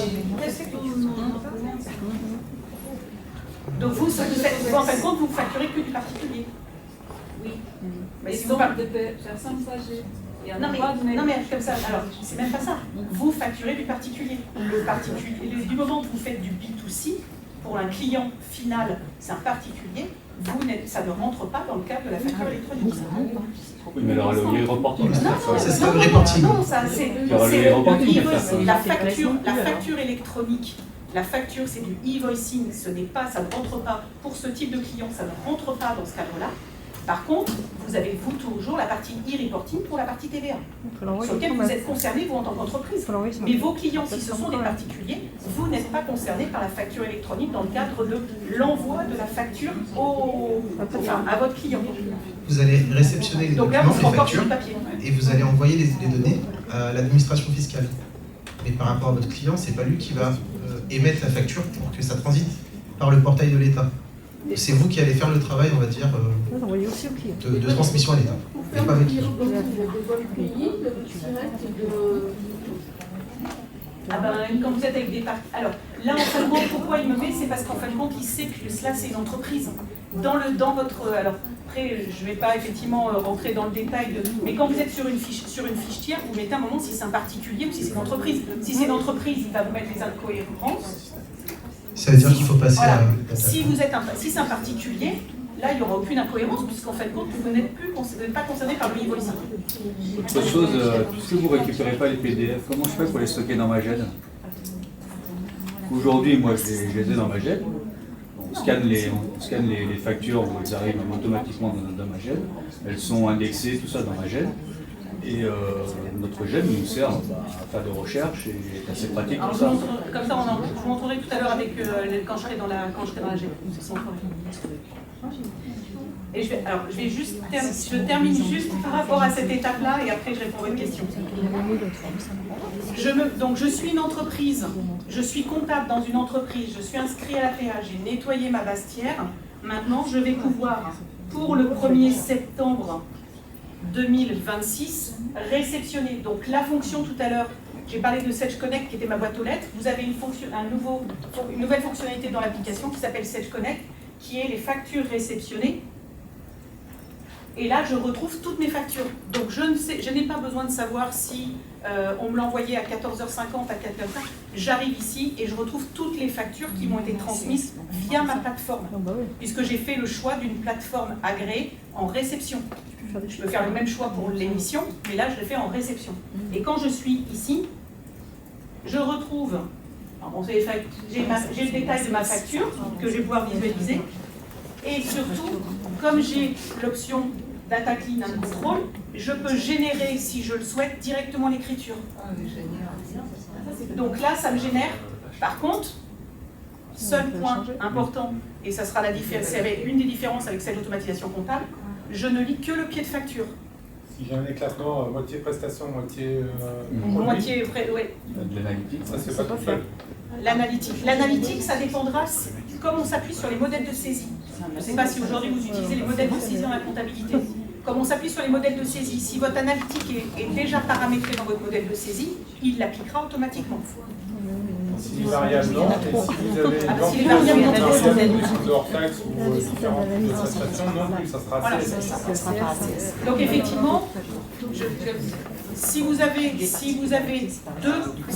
deux comptes de charge ou 3 comptes de charge parce que vous ventilez vos lignes, là pour l'instant comme ça je ne sais pas faire. Je vais prendre que le pied de facture. Là pour ça c'est cette automatisation comptable qui va me permettre d'aller lire à la ligne et de pouvoir faire un mapping pour pouvoir ventiler à la ligne. Si j'ai besoin de le faire à la ligne. Pour certaines factures ça suffira, pour d'autres effectivement ça sera plutôt cette automatisation comptable. On va te passer Stéphanie. Merci Stéphanie pour cette illustration de la réception des factures d'achat dans la compta. Maintenant, je suis client compta et gestion 700. Est-ce que je peux rapprocher mon bon de commande fournisseur de ma facture d'achat? Oui, Mike. Donc là, je me connecte, cette fois toujours en client, mais côté gestion commerciale.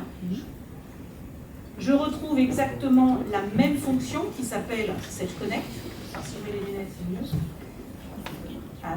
Et j'ai la réception des factures fournisseurs. J'ai exactement la même fonction. Donc je retrouve une facture, peu importe, j'aime bien la facture de Stéphane, je ne sais pas pourquoi je trouve celle-ci. Alors, c'est simplement, c'est que là, j'ai le bouton rapprocher, vous voyez que là j'ai les références articles, il les retrouve pas. Donc on va prendre une d'André. Voilà, là j'en ai une où effectivement les références fournisseurs sont renseignées, donc je suis capable d'associer la référence article fournisseur avec la référence client, et quand je suis là, eh ben, j'ai la possibilité, si je veux, de rapprocher. Donc là, il va me faire un rapprochement en fonction de la date, en fonction des articles, des quantités. Il me fera une association. J'ai toujours la main pour pouvoir dire non, c'est pas sur tel BL, c'est sur tel BL. Alors, BL ou bon de commande. Donc, que je sois en comptabilité ou en gestion commerciale, la facture électronique, je peux. Donc, je récupère ma facture électronique, je l'associe. Enfin, je peux générer de façon automatique mes écritures et si je suis équipée de la gestion commerciale, je peux le rapprocher du bon de commande et après générer les écritures directement par rapport aux flux d'achat qui sont dans la gestion commerciale. Si certains l'utilisent, après ça dépend effectivement tous de votre façon de fonctionner. Donc là, vous êtes libre après de faire le choix qui... Et si on n'a pas la gestion commerciale, comment ça se passe? Là, c'est en fin de compte sur côté ACS. Alors, si vous avez ACS, vous en parlez tout à l'heure, c'est quoi ACS, c'est une automatisation comptable, c'est un petit module supplémentaire qui permet de dématérialiser les factures, c'est comme Ifacto, de les recevoir éventuellement d'avoir un circuit de validation, de générer l'écriture comptable en ventilant du hors-taxe, de l'analytique et tout ce qu'on peut imaginer. Et ça permet aussi de rapprocher les factures qu'on a reçues avec les factures de gestion commerciale ou avec les factures d'un autre ERP. Si cet ERP sait produire un fichier dans un format défini, on récupère le fichier, on l'absorbe, on peut faire le mapping entre la facture et les commandes qui sont en attente, et on peut même renvoyer l'information vers l'ERP pour qu'il transforme les bons de réception en facture. Donc ça, c'est prévu. Après, il faut juste vérifier avec l'ERP si le format, si le fichier attendu peut être produit par l'ERP et tout. Très bien. Parlons maintenant de l'envoi des factures. Je suis client, toujours mon compta et gestion 700. Au 1er septembre 2026 ou 2027, en fonction de la taille de mon entreprise, comment j'envoie une facture électronique? Alors, pour ceux qui utilisent la gestion commerciale, je pense que vous n'êtes pas forcément dépaysés. Je vais aller dans la liste des documents des ventes. J'ai fait un bon de livraison tout à l'heure. Donc, j'ai mon bon de livraison. Je vais le transformer en facture. Jusque-là, je pense que je ne fais rien d'extraordinaire.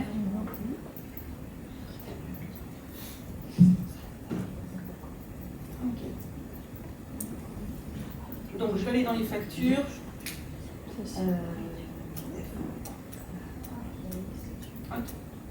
Donc là, j'ai effectivement une nouvelle facture qui vient d'être enregistrée, la 153. Et vous voyez que j'ai une colonne e-statut et c'est la seule qui est vide. Les autres sont marquées transmises, prise en charge. Donc c'est quoi la différence? Ce statut-là, c'est celui de la facture électronique. J'ai transmis ma facture, donc c'est-à-dire que la PA a réceptionné la facture et l'a transmise, elle est transmise. Donc maintenant, elle est dans la PA de mon client. Elle est prise en charge, ça veut dire que mon client, lui, il l'a intégrée, il a récupéré la facture. Donc là, tous les statuts, et donc là, tout à l'heure, on parlait de 14 statuts au final jusqu'à l'encaissement. Les statuts, en fait, vous les verrez ici, puisque c'est les PA qui se donnent, qui se communiquent les statuts.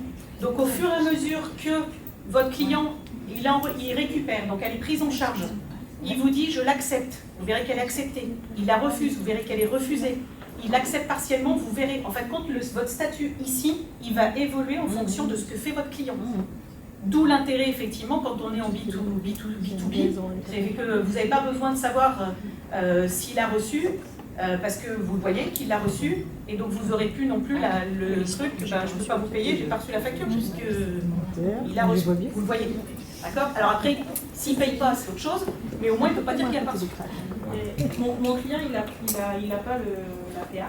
Je vais voir quoi dans les statuts, il va avoir rien.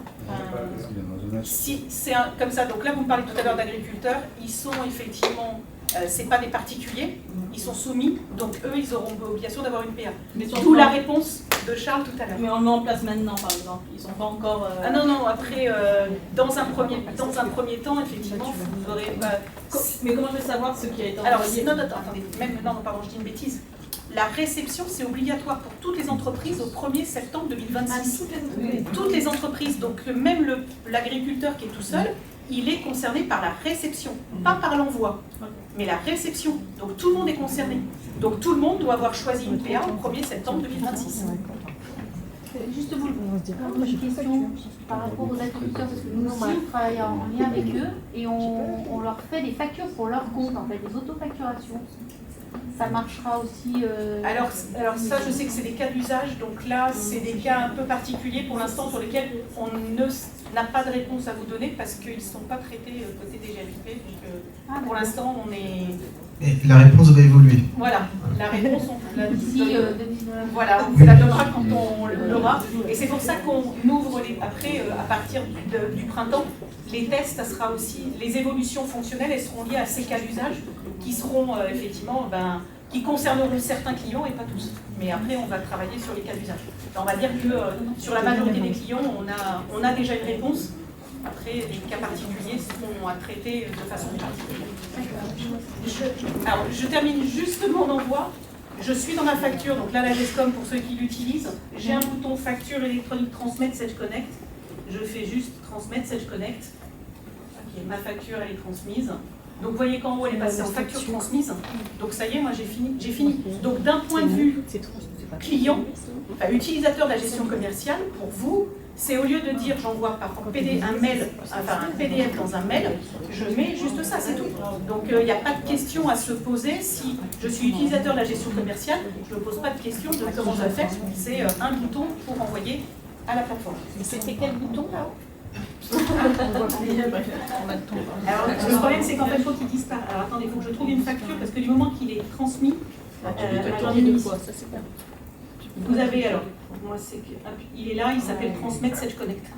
Donc, Sedge Connect, ma boîte aux lettres, dont je parlais tout à l'heure. Après, en fonction de la taille de votre écran, vous verrez voilà, plus facilement. Je vous propose de passer à la toute dernière question. Juste une question. Là, dans l'envoi des factures, avec Sedge Connect, il y a possibilité de sélectionner plusieurs factures et de les envoyer? Oui, pardon. Il faut vraiment aller... Oui, non, pardon. Comme je vous montrais, enfin, j'ai illustré effectivement sur l'envoi d'une facture, mais après, tout à l'heure dans le menu Sedge Connect, j'avais la réception des factures fournisseurs et au-dessus, j'avais l'émission des factures clients, et vous le faites en masse, bien sûr. Je vous propose de garder les autres questions, parce qu'on aura plein de questions-réponses. Donc, dernier cas, avec une gestion commerciale métier, donc non Sedge, je suis équipé d'une gestion commerciale métier et d'une compta Sedge. Comment j'envoie ma facture électronique? Alors, on va faire un schéma pour que ça soit plus simple à comprendre. Là, c'est ce que je viens de vous montrer, d'accord? Je suis dans ma gestion commerciale, j'envoie la plateforme, elle envoie mon client. Donc là, ma facture, elle est transmise. Après, il y a deux cas. Soit vous avez une solution pour laquelle votre éditeur est capable de vous dire « je ne suis pas plateforme agréée, par contre, je suis en capacité à vous sortir une facture au format facture électronique ». Donc c'est ce qu'on appelle non-Sedge conforme. Ils sont capables d'émettre une facture au format électronique, mais ils ne sont pas... Donc là, aujourd'hui, en tant qu'éditeur, nous, on met à disposition une API publique pour pouvoir connecter justement ces solutions, ces outils de facturation, et que l'envoi de la facture qui est déjà conforme se fasse via la plateforme agréée. Donc vous n'avez qu'une seule plateforme agréée, votre outil de facturation métier, qui l'envoie sur la plateforme Sedge, et en réception, comme vous êtes sur une comptabilité Sedge, vous avez déjà la plateforme agréée Sedge. D'accord? Donc vous n'avez qu'une seule plateforme agréée, et elle envoie aussi des documents qui sont non Sedge, enfin qui sont édités par un outil non Sedge, mais conforme. Donc c'est effectivement le format UBL, C2I, peu importe. Et le troisième cas, et celui qu'on rencontre peut-être un peu plus souvent, c'est celui où la solution que vous utilisez, elle ne sait pas sortir un fichier au format facture électronique. Et donc là, Sedge automatisation comptable, c'est un outil qu'on a déjà effectivement depuis plusieurs années et qui permet à partir d'un document PDF de l'ossériser pour pouvoir après générer les écritures d'achat. Et ben on est en train effectivement de le faire travailler à l'inverse pour lui dire tu vas ossériser un document qui va être édité par un logiciel non conforme, tu vas l'ossériser, tu vas le convertir en facture électronique et cette automatisation comptable, ce que vous ne voyez pas ici, c'est que là entre les deux, l'API publique qu'on met à disposition pour ceux qui sont là, en fin de compte elle est là aussi. On va utiliser cette API publique pour que depuis cette automatisation comptable, on puisse le mettre sur l'APA et derrière l'envoyer à vos fournisseurs. Ouais, mais l'APA Sedge. Par contre oui, on passe par l'APA Sedge. Après, il y a comme ça, je pense que d'autres éditeurs ont parlé, je parle de PA Sedge parce qu'en tant qu'éditeur, maintenant il y a d'autres PA, et d'autres PA font la même chose que nous. Il n'y a pas 50 000, quelques-uns, Pénilène notamment. Voilà, on est quelques-uns effectivement à mettre à disposition l'API pour dire, voilà, les données, nous on réceptionne toutes vos données de comptabilité, si vous voulez émettre et que votre éditeur n'est pas compatible, aujourd'hui vous avez une solution. Donc l'intérêt, c'est que ça ne remet pas en cause tout votre système d'information. Parce que s'il faut changer l'application, vu le délai, après... Oui, Sedge automatisation comptable, c'est ACS. Oui, l'acronyme ne va pas... Alors, je vais montrer des... donc là, vous aurez le support, donc vous avez effectivement les principes, les fonctionnalités de Sedge automatisation comptable sur... Donc, Alors on va voir l'interface, le workflow. Donc les factures qui vont arriver d'ici quelques semaines, on a déjà intégré la partie GED. Et surtout, le premier, c'est l'imputation à la ligne. Tout à l'heure, je vous ai dit que quand j'étais dans la comptabilité, quand je récupérais ma facture d'achat, je faisais une lecture du pied de facture. Si je veux générer des écritures comptables à la ligne, c'est cette automatisation comptable qui sera capable de le lire. Donc là, je vous ai mis 3 copies d'écran. La première, c'est une interface unique. Je reçois toutes les factures. Donc je reçois des factures électroniques. Vous l'avez parce qu'il y a le petit logo facture électronique. Et je reçois aussi toutes les autres factures PDF. Donc si je reçois des factures de l'export, je peux les intégrer par ici, directement. D'accord? Donc ça, c'est effectivement cette interface. La deuxième, c'est les circuits de validation. Là, tout à l'heure, on parle d'intégration de factures d'achat. Peut-être que certains d'entre vous ont des procédures pour valider les factures d'achat. Donc dans cette automatisation comptable, je peux définir des circuits de validation personnalisables.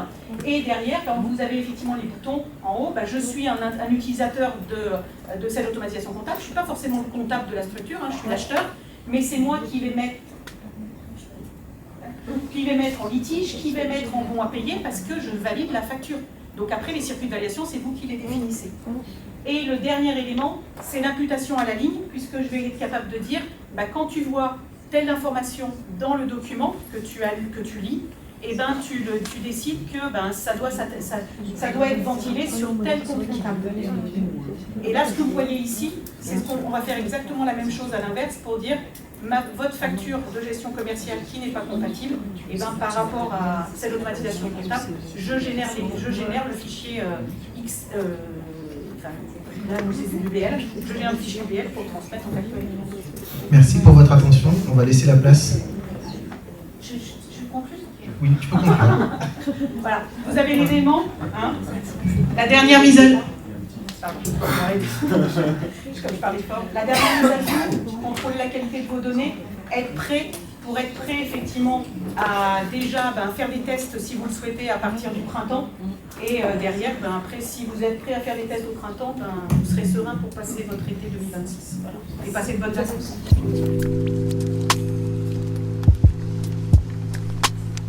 Eh bien, enchanté tout le monde. Pour me présenter, Rémi Péquier, je travaille chez Penny Lane depuis plus de 4 ans maintenant.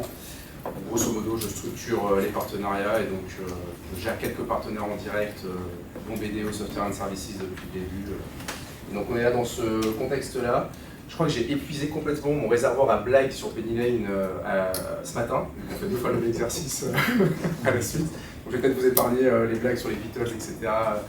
que j'ai faites ce matin. Donc là, l'idée, c'est de pouvoir vous présenter un petit peu la solution, le positionnement, dans un temps record, parce que ça va nous prendre à peu près 20-25 minutes maximum avec Charles.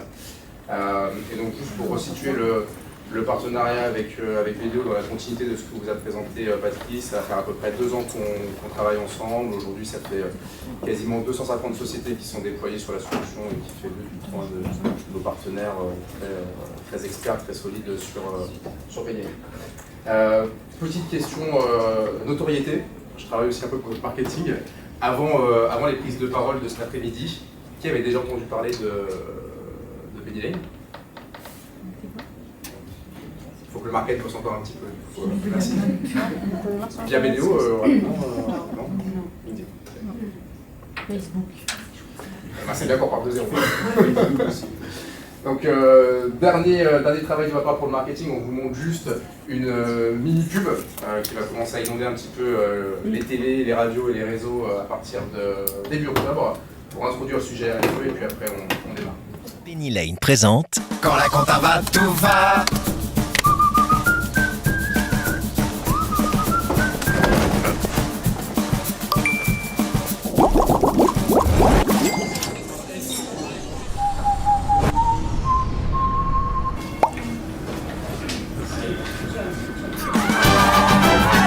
Penny Lane, l'outil qui réunit compta, facturation et compte pro. Penny Lane. Quand la compta va, tout va. C'est pas sympa de dire désolé, ça nous a coûté quand même quelques euros de faire ça. J'imagine bien. J'imagine bien. C'est juste ça va rentrer. C'est le chanteur. Bon, revenons aux choses sérieuses. Donc, Penny Lane, comme son nom ne l'indique pas, c'est une entreprise qui est française. Donc l'histoire est encore assez récente. On continue de s'appeler Startup, même si Startup finalement ça veut un peu tout et rien dire aujourd'hui. Donc en tout cas Startup de par notre nombre d'années d'existence de 5 ans. Ce que vous voyez sur la gauche de l'écran, c'est que notre premier marché, de là où on vient historiquement, c'est les experts comptables. Nous on a commencé en commercialisant en fait un outil de production comptable pour les cabinets. C'est d'ailleurs comme ça en fait qu'on a rencontré BDO. Et puis progressivement, l'outil en fait on a commencé à le déployer chez des TPE qui sont plutôt du coup des petites boîtes qui sont clients des cabinets d'expertise comptable, et de plus en plus dans des entreprises comme les vôtres qui sont plutôt des PME, voire des ETI. Donc aujourd'hui on accompagne à peu près 500 000 entreprises clientes, dont 8 000 qui vont être plus ou moins similaires à la vôtre, donc plutôt des PME ETI. L'entreprise a grandi assez vite. Aujourd'hui, on est plus de 800 personnes chez Penny Lane. La chose sur laquelle j'insiste à chaque fois, c'est que sur ces 800 personnes, il y a plus de la moitié des équipes qui sont en R&D. Pourquoi c'est important? C'est ce qui permet d'avoir un outil qui évolue extrêmement vite depuis le début, et c'est un retour que nous font nos clients tous les jours, parce que Penny Lane est un outil dynamique dans le temps et qui bouge. Ça, c'est parce que l'éditeur a fait le choix de mettre des ressources assez fortes sur le développement produit. Voilà pour payer dans les grandes lignes. Proposition de valeur. La première chose, Penny Lane, c'est un SaaS. Donc SaaS, pour ceux qui ne sont pas familiers avec l'acronyme, c'est cloud finalement. Donc Penny Lane, j'y accède. Enfin, Charles est sur son Mac là à l'instant, finalement depuis n'importe quel ordinateur, n'importe quel téléphone, depuis n'importe où. C'est un produit cloud. Donc comme je vous le disais, on est un acteur historique plutôt de la comptabilité. Et en fait, on vient embarquer une sorte d'offre 3 en 1. Donc d'une part, notre brique comptable assez classique, donc je vais de la saisie jusqu'à la fiscalité sur notre outil, on vous le montrera. En parallèle de ça, le client vient aussi gérer tout ce qui est gestion financière. Nous, ce qu'on appelle gestion financière, c'est gestion des achats, gestion des ventes pour certains clients. D'autres le font plutôt sur des outils métiers, on y reviendra. Un compte pro, on embarque également sans couture nativement dans l'outil, donc c'est-à-dire qu'aujourd'hui, on a énormément de clients qui règlent leurs factures depuis l'outil grâce au compte pro Penny Lane. Sinon, ils peuvent tout à fait continuer à le faire depuis leur banque traditionnelle, c'est aussi possible. Et donc en fait, la beauté du cloud et du SaaS, c'est que c'est également un outil en fait, qui est 100% ouvert. Donc si vous êtes un peu familier avec les notions d'API, aujourd'hui en fait, l'outil est connectable sur quasiment toutes les briques. Donc en fait, ça vous permet de pouvoir interfacer la paye, votre outil métier avec Penny Lane, et c'est aussi le rôle d'acteurs comme BDO Software and Services de vous accompagner sur ces projets et développement spécifiques. Donc ça fait lien justement avec mon sujet d'API d'intégration. Donc aujourd'hui, Penny Lane, c'est plus de 300 intégrations qui sont nativement disponibles et qui correspondent un petit peu aux différentes typologies de clients qu'on va avoir. Donc là, on vous en liste quelques-unes, ce sont les principales. Donc on va se connecter à une multitude de RP et de CRM, donc Salesforce, HubSpot, des outils métiers dans le bâtiment, dans les transports, pour des sociétés de services, etc. etc. On ne le met pas sur cette slide, mais du coup on est interfacé également avec les principaux outils de paye du marché, à commencer par Silay. On va se connecter aux plateformes e-commerce des e-commerçants, aux caisses enregistreuses des restaurateurs. Aujourd'hui on est connecté à quasiment une trentaine de caisses dans la restauration. On en reparlera sur la RFE, mais c'est notamment utile pour tout ce qui va être e-reporting dans les mois à venir. Et après, des outils, des acteurs dédiés aux achats, par exemple, comme YouSindle, que vous connaissez peut-être. Et enfin, au milieu, la brique reporting. Aujourd'hui, on a énormément de clients qui viennent finalement analyser leurs données financières sur des outils métiers. Donc, ils ont toute la comptabilité qui est à jour, qui est automatisée. On y reviendra. Et puis, en fait, je viens ensuite sortir des dashboardings dédiés sur des outils type Power BI, Excel, MyReport, etc. Donc là, c'est aussi le rôle de votre intégrateur de vous accompagner là-dessus. Presque fini pour l'introduction. Ça, c'est simplement pour finalement souligner ce que je disais tout à l'heure, c'est qu'aujourd'hui, Penny Lane, finalement, c'est une startup plus de nom. L'entreprise fera plus de 100 millions de revenus récurrents d'ici la fin de l'année, ce qui double son chiffre d'affaires par rapport à l'année 2024. Et donc, c'est juste les signes d'une boîte qui grandit vite et sainement. Quelques références qui font écho aux intégrations dont je vous parlais tout à l'heure. On va retrouver des clients en fait à peu près dans tous les pans d'industrie française chez Penny Lane. Donc on va avoir plein de clients dans la restauration, des grosses chaînes de restauration, des e-commerçants, dans l'agro, dans le service. On a quelques références d'ailleurs qui sont dans la région. Je vois Saint-Jean qui est d'ailleurs accompagné chez Gédéo, Tignes. Voilà, donc finalement aujourd'hui on vient couvrir à peu près tout type de clients. Certains clients vont quasiment faire l'ensemble de leur gestion sur Penny Lane, c'est-à-dire que la gestion financière, les ventes notamment vont être gérées chez nous. D'autres vont plutôt le gérer dans des outils métiers qu'on vient interfacer, comme on le disait tout à l'heure, via API ou autre. Dernière slide, puis on enchaîne sur RFE. Je ne vais pas lire toutes les références clients. Ici, simplement, c'est pour vous redescendre une statistique qui vient de chez nos clients. Vous le verrez sur la démonstration de produit. En fait, l'idée de Penny Lane, c'est de venir automatiser une grosse partie de la comptabilité. En fait, on ne revient pas saisir les factures à chaque fois, on vient automatiser la dématérialisation qui va générer automatiquement des écritures comptables. Pareil pour la TVA. Et en fait, on sait qu'on vient faire gagner à peu près 25 à 50% de temps de saisie chez nos clients. Une fois que l'outil est bien paramétré, bien utilisé, etc. bien sûr.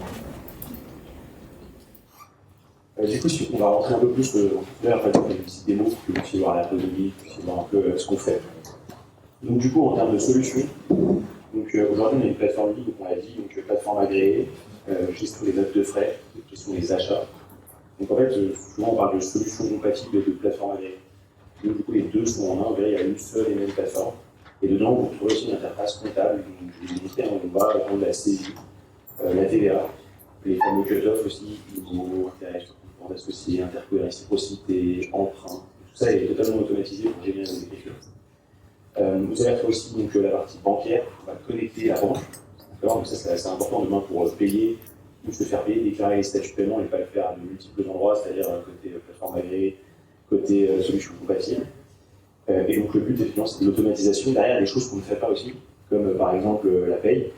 Par exemple aujourd'hui on vient se connecter à des outils de paye comme Silay par exemple, une très bonne connexion. Ça va récupérer les données de paye en automatique, sans action manuelle. On récupère et on directement à la compta. On a une solution comptable, vous allez voir, il y a un petit module de vente, mais voilà, on a une petite, je vais dire, un facturier, mais pas une gestion commerciale. Il y a des spécialistes de la gestion commerciale, beaucoup d'entre eux ont des outils métiers, 70% des PME ont des outils vraiment spécifiques à leur métier. Et donc nous, ce qu'on fait, c'est qu'on va se connecter à ces outils métiers. Et du coup, je vais vous en faire une présentation, ce sera celle-ci dans l'exemple, et on s'en moque un peu. C'est pour que vous compreniez demain l'intérêt de se connecter à ces solutions comptables. C'est quoi celle-ci? Ouais, celle-ci, l'éditeur bordelais qui s'appelle celle-ci, qui fait une solution de facturation XCRM, c'est celle-ci que je vous montrerai. C'est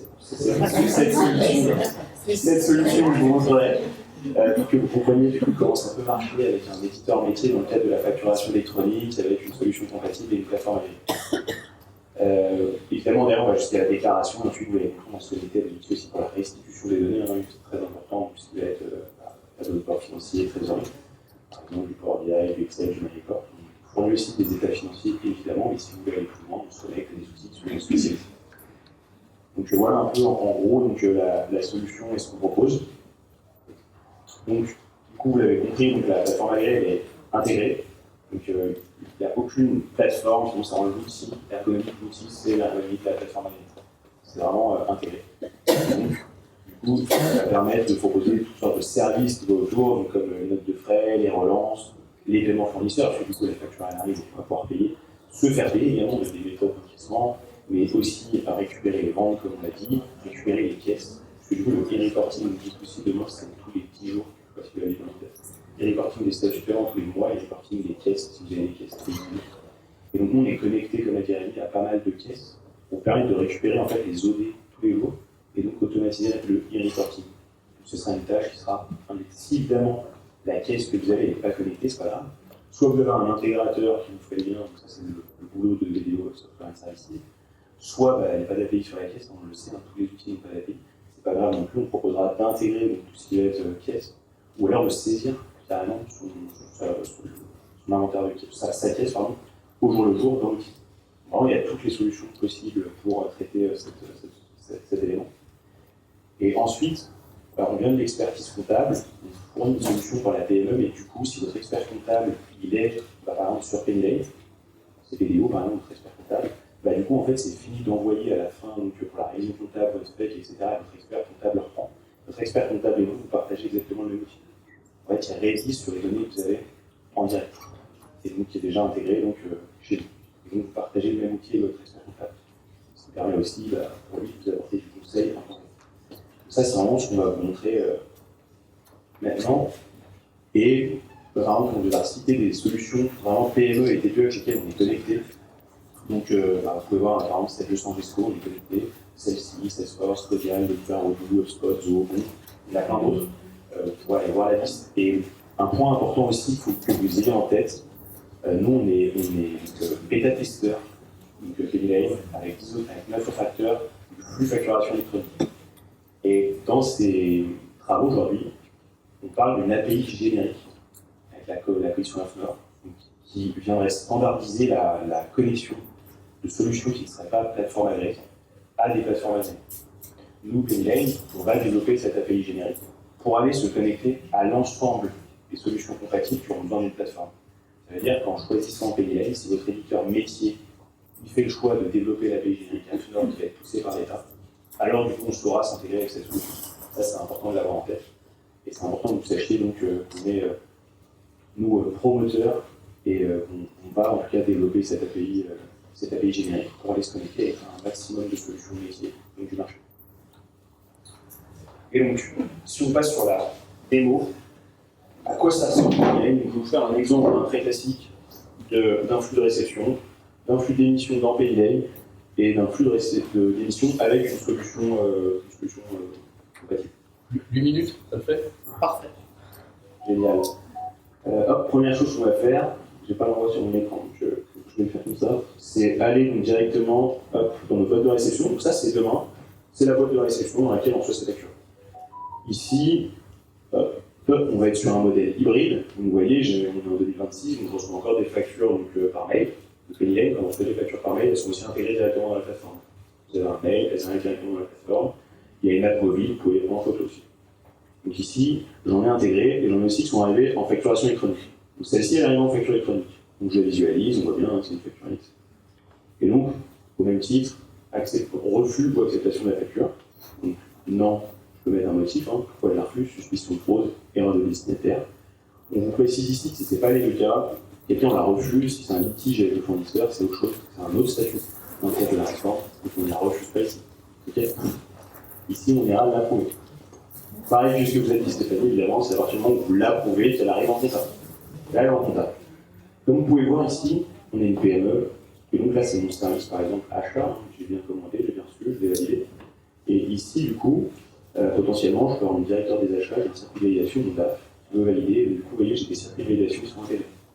Circuit de validation personnalisé à 1, 2, 3, 4, 5 niveaux, avec des montants, etc. Pareil sur les notes de frais. Du coup, ici, je vais l'approuver. Et donc ensuite, elle a été approuvée, donc le statut il passe en à payer. Et donc du coup, vous l'avez compris, je vais pouvoir payer. Donc soit directement via le compte pro, s'intégrer. Et donc du coup, le statut de paiement, en fait, payé, va remonter directement dans la plateforme avec. Ça, c'est vraiment sans couture. On est sur un outil comptable. Donc du coup, vous comprenez bien que ce qui va se passer, c'est que ça va saisir l'écriture comptable et les travaux. Ça, c'est terminé. C'est pas automatiquement. Donc, ou un export XML, donc via sa banque, de manière classique. Ça, c'est le flux donc qu'on appelle réception. Comment ça se passe du coup en comptable? Je suis dans la partie comptable. Je vais retrouver donc la facture donc, sur 2025, la facture en cristal qu'on vient de faire. Je vois qu'elle a été validée d'ailleurs. Et ici, vous avez directement l'élément avec la contrepartie. Vous avez la TVA qui a été générée en automatique, qui alimente directement la STA3. La STA3 elle est remplie automatiquement sur TVA. TVA sur encaissement, TVA mixte, tout ça c'est géré. Auto-liquidation de TVA, etc. Et vous avez également tout le flux ici, donc du approuvé, payé, etc. validé. Vous avez la piste d'audit que vous pouvez remonter de A à Z, directement dans la plateforme. Voilà un peu comment ça fonctionne et le traitement comptable. Deuxième chose, donc là je vais payer toute l'application. Vous payez par un autre moyen qui est totalement décoré de l'application. Et donc, Ce que vous faites aujourd'hui, c'est que vous faites du lettrage, pour dire que c'est payé. Et donc du coup, dans Pennyline, on va vous aider sur le lettrage. Notamment, vous avez reçu une facture X, elle est ici. Vous allez payer par un tout autre moyen, vous devez remonter le statut paiement de la plateforme AVR. Étant donné que c'est un tout en un, quand vous allez lettrer ici, vous voyez, donc la banque elle est connectée. Donc là, vous voyez, la saisie, elle est faite. Là, je suis sur une TVA. Sur les encaissements, je n'ai pas réconcilié, donc vous me suivez, donc la TVA n'est pas visible. Au moment où je vais venir réconcilier ma banque elle est connectée à Pennyline en direct, hein, DSP2, bref, par tous les moyens que vous pouvez API. Quand on vient la réconcilier, ça va faire plusieurs choses. Ça va vous générer l'écriture bancaire, vous générer l'écriture de récupération de TVA, parce que du coup, on a réconcilié la TVA, elle est donc déductible, et donc ça alimente ça à 3. Et évidemment, vu que vous avez lettré, vous n'allez pas aller dire dans votre plateforme agréée que c'est payé. C'est payé. Si on retourne côté plateforme agréée, c'est identifié ici par le petit bouton gestion. Hop, dans vos achats, hop, et dans les payés, ici, on retrouve la facture, c'est un statut rapproché et payé, et qui est rentré directement. Voilà comment ça marche en termes de réception. Si maintenant on se penche un peu sur l'émission, donc je vous l'ai dit, on gère devis, facture, commande, etc. Donc là c'est assez simple. Hein. On crée une facture, donc évidemment c'est une facture X. Ici on est lié à l'API Sterling, donc si globalement je veux créer un nouveau client, ça va remplir automatiquement, donc on va se créer nous. Hop. Ça va remplir automatiquement tous les champs obligatoires. Donc là vous voyez, hop, paramètres optionnels, donc l'adresse, etc. Donc on va créer le client. Ici on a tous les éléments qui sont repris. Il va falloir remplir ce champ également, livraison de biens, prestation de services, livraison de biens et prestation de services, c'est obligatoire aussi ce champ dans le cadre de la facture électronique. Et derrière, donc, on va pouvoir finaliser. Vous l'avez compris, si je finalise automatiquement l'écriture comptable, elle est également générée. Si mon client vient me payer par le bouton payer maintenant, qui est intégré sur ma facture, ou alors que je viens de prélever depuis l'application, parce qu'on intègre aussi des prélèvements, automatiquement le lettrage est généré, sans qu'il y ait d'action manuelle de votre part réalisée. Ça, c'est vraiment l'automatisation comptable qui est liée à la réforme de la facturation électronique. On parle toujours de la contrainte, mais là, du coup, on peut faire de cette contrainte, du coup, légale, fiscale, une opportunité d'automatisation, de digitalisation de votre SI. Et donc, transformer un peu le système en bénéfice pour vous et en gain de temps. Autre chose, je vais vous montrer l'intégration cette fois-ci avec donc celle-ci. Et donc là, globalement, celle-ci, donc, plateforme qui n'est pas plateforme agréée, solution compatible. Moi, j'ai fait le game, mais par contre, j'ai besoin de celle-ci, parce que j'ai besoin d'un CRM et j'ai une facturation qui est assez poussée, donc j'utilise celle-ci. Donc, ce qu'on va faire, on va créer une facture sur le site. Donc, on va créer notre facture sur celle-ci. On va récupérer donc, le client. Donc, ça, c'est une facturation somme toute assez classique. Hein. Vous avez donc la facture qui est créée, vous avez un catalogue article, vous ajoutez des articles, etc. Hop. On va enregistrer le brouillon et ensuite on va finaliser la facture, ce qui fait que la facture, quand on n'y met plus, elle est immutable. Donc là, on vient de créer la facture sur un outil qui est totalement décoré de Pennyline. On va se connecter sur Pennyline, on va aller dans le menu vente, facture client, donc un peu sur notre plateforme agréée finalement. On va retrouver donc la facture que vous voyez ici, donc, sur le même format, donc si c'est de la facturation métier, c'est important que vous récupériez tout le détail de la facture. La facture, elle est automatiquement transformée au format facture X grâce à l'API, et on l'envoie directement sur la plateforme. Là, elle est partie en e-invoicing. L'intérêt, c'est côté comptabilité, qu'est-ce que ça va faire? On arrive en compta, dans les factures clients, la facture, elle est déjà traitée. On a récupéré toutes les informations. On avait la vente de produits finis, la vente de services sur cette facture, je l'ai fait exprès. Vous avez la TVA collectée qui a directement été collectée, puisque c'est sur les débits. Et vous avez la partie sur encaissement qui attend la réconciliation. Coup de chance, on est connecté à la banque et mon client m'a payé. Je viens réconcilier l'élément, j'ai le lettrage et du coup on vient solder le compte d'attente de TVA pour la partie TVA sur encaissement. Dans la partie facture électronique, donc sur la PA, du coup, c'est passé en payé directement, vous voyez ici. Donc là, la facture est payée. Et si on revient cette fois-ci côté outil métier, le statut de l'outil métier, il est passé en payé. Et donc vous avez une source de vérité unique qui est partagée entre la compta et vos outils métiers. Et donc le statut, il remonte. Donc tout ce qui a été fait côté plateforme agréée remonte dans votre outil métier. Et donc ça, c'est ce qu'on propose pour vraiment avoir une source de vérité financière unique. Et c'est vraiment le DAF, le service comptable, ils maîtrisent donc ce qui remonte ensuite dans les outils commerciaux. Ce qui est souvent le cas, c'est qu'on a une décorrélation, puisqu'on n'a pas souvent les mêmes informations entre la gestion et la compta, parce que ça ne communique pas toujours quand c'est des outils métiers. Et donc du coup ici vous avez une source de vérité. Pour compléter ce que vient de présenter Charles, on aurait pu en choisir plein d'autres, des exemples, on a pris celle-ci, mais je pense que ce qui est important de retenir, c'est le principe. C'est-à-dire qu'on est sur un outil métier, ils sont tous différents, je ne vais pas dire peu importe lequel, mais en fait sur les outils métier, je vais pouvoir reproduire à peu près ce qu'on vient de vous présenter à l'écran. Donc je pense que c'est vraiment ça qui est important de retenir, on en a tous à présenter, qu'on n'a pas présenté, c'est d'avoir bien le principe finalement en tête. Voilà, et après, pour vous montrer là, c'est un outil comptable complet, vous retrouvez donc balance, balance, etc. avec la possibilité de rentrer dans une balance et qui a faire des réimputations du lettrage, donc c'est une balance qui est dynamique ici, dans laquelle vous pouvez rentrer agir. Pour trouver des outils de révision qui sont intégrés, emprunts, IMO, etc., qui sont complémentaires, qui génèrent les écritures, vous accompagnent sur les situations. Et vous allez nous justifier la liasse fiscale si jamais vous êtes vraiment sur un processus intégré. Une dernière chose qu'on a sur la partie facture électronique, hop, là, qui se chevauche, c'est pas très grave, là ça a bien marché, parfait. On va retrouver le compte assistant, c'est une IA générative, et donc l'IA générative, elle sait vous répondre sur les données de votre dossier, mais elle sait surtout vous répondre aussi sur les questions que vous posez autour de la facturation électronique. Et donc là, vous pouvez poser toutes sortes de questions que vous avez, qui sont légales, quels sont les statuts obligatoires, etc. Comme dans le chat GPT. L'avantage, c'est que les sources, elles sont maîtrisées. C'est nous qui donnons les sources, vous êtes sûr de ce que vous dites, et on vous donne la source de l'information. C'est pareil sur la compta, vous pouvez poser des questions fiscales, comptables, des sources de l'office PNC, mais également des données sur votre dossier, comme par exemple quels sont les retards de paiement, etc. ou méthode. Ça vous permet directement de pouvoir agir.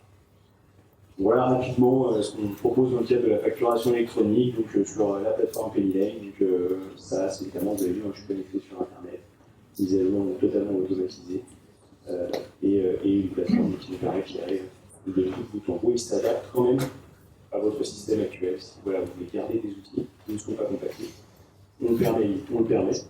Et la partie aussi, vous avez quelque chose qui est Excel par exemple, que vous souhaitez intégrer, on transformera aussi Excel, PDF en facturation. Autre chose, j'en parlais tout à l'heure pour les auto-entrepreneurs, etc.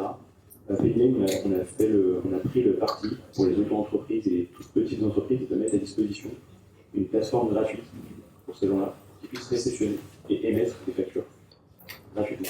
Et donc, si vous avez des auto-entrepreneurs et que vous voulez les conseiller, ils peuvent aller sur notre site internet, ils vont dans réforme de la facturation électronique, et ils peuvent s'inscrire gratuitement et ils pourront émettre des factures gratuitement en illimité et recevoir leurs factures en illimité, ce qui vous permet de débloquer un de vos clients qui pourrait du coup être bloqué sur cette partie. Et c'est gratuit, donc vous pouvez leur en parler. Avec le compte assistant, il sait répondre du coup aussi aux questions techniques. Et si le compte assistant ne sait pas répondre, on fournira l'assistance aussi dans ce cas. Gratuitement. C'est tout petit client, j'insiste. C'est vraiment vente, achat, il y a 2 menus. Tout petit client, il ne pourra pas forcément paramétrer ses factures, enfin vraiment, pour les tout petits clients, les auto-entrepreneurs. Parce que on peut aussi aider ces gens-là dans le cadre de la réforme. Merci beaucoup. Donc, en fait, ce qu'on veut faire, c'est un plan d'accompagnement pour ceux qui sont sage et qui continuent sur la solution. C'est déjà de lisser la charge sur 24 mois. Ce qu'on ne voulait pas faire, c'est dire, à chaque fois qu'il y a une mise à jour, on fait un devis, on le valide ensemble, on signe, on fait une facture. Après, on intervient, on va passer plus de temps à faire de l'administratif qu'à gérer des problèmes. Donc, l'idée, c'était de dire, là, grosso modo, tant de mise à jour prévues, il faut paramétrer la TVA, il faut faire ci, il faut faire ça, il faut vous aider à cleaner les fichiers, etc. Ça représente à peu près un volume de travail de temps en moyen par dossier. C'est ce qu'on a fait dans la deuxième version, de dire le client machin, il a la TVA, le client n'a pas, il a la société, etc.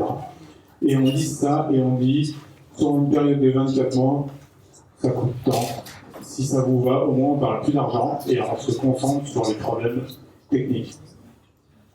Donc ça comprend ce qu'on disait, l'analyse de votre SI, le paramétrage des RFE, les registres, modification des modèles.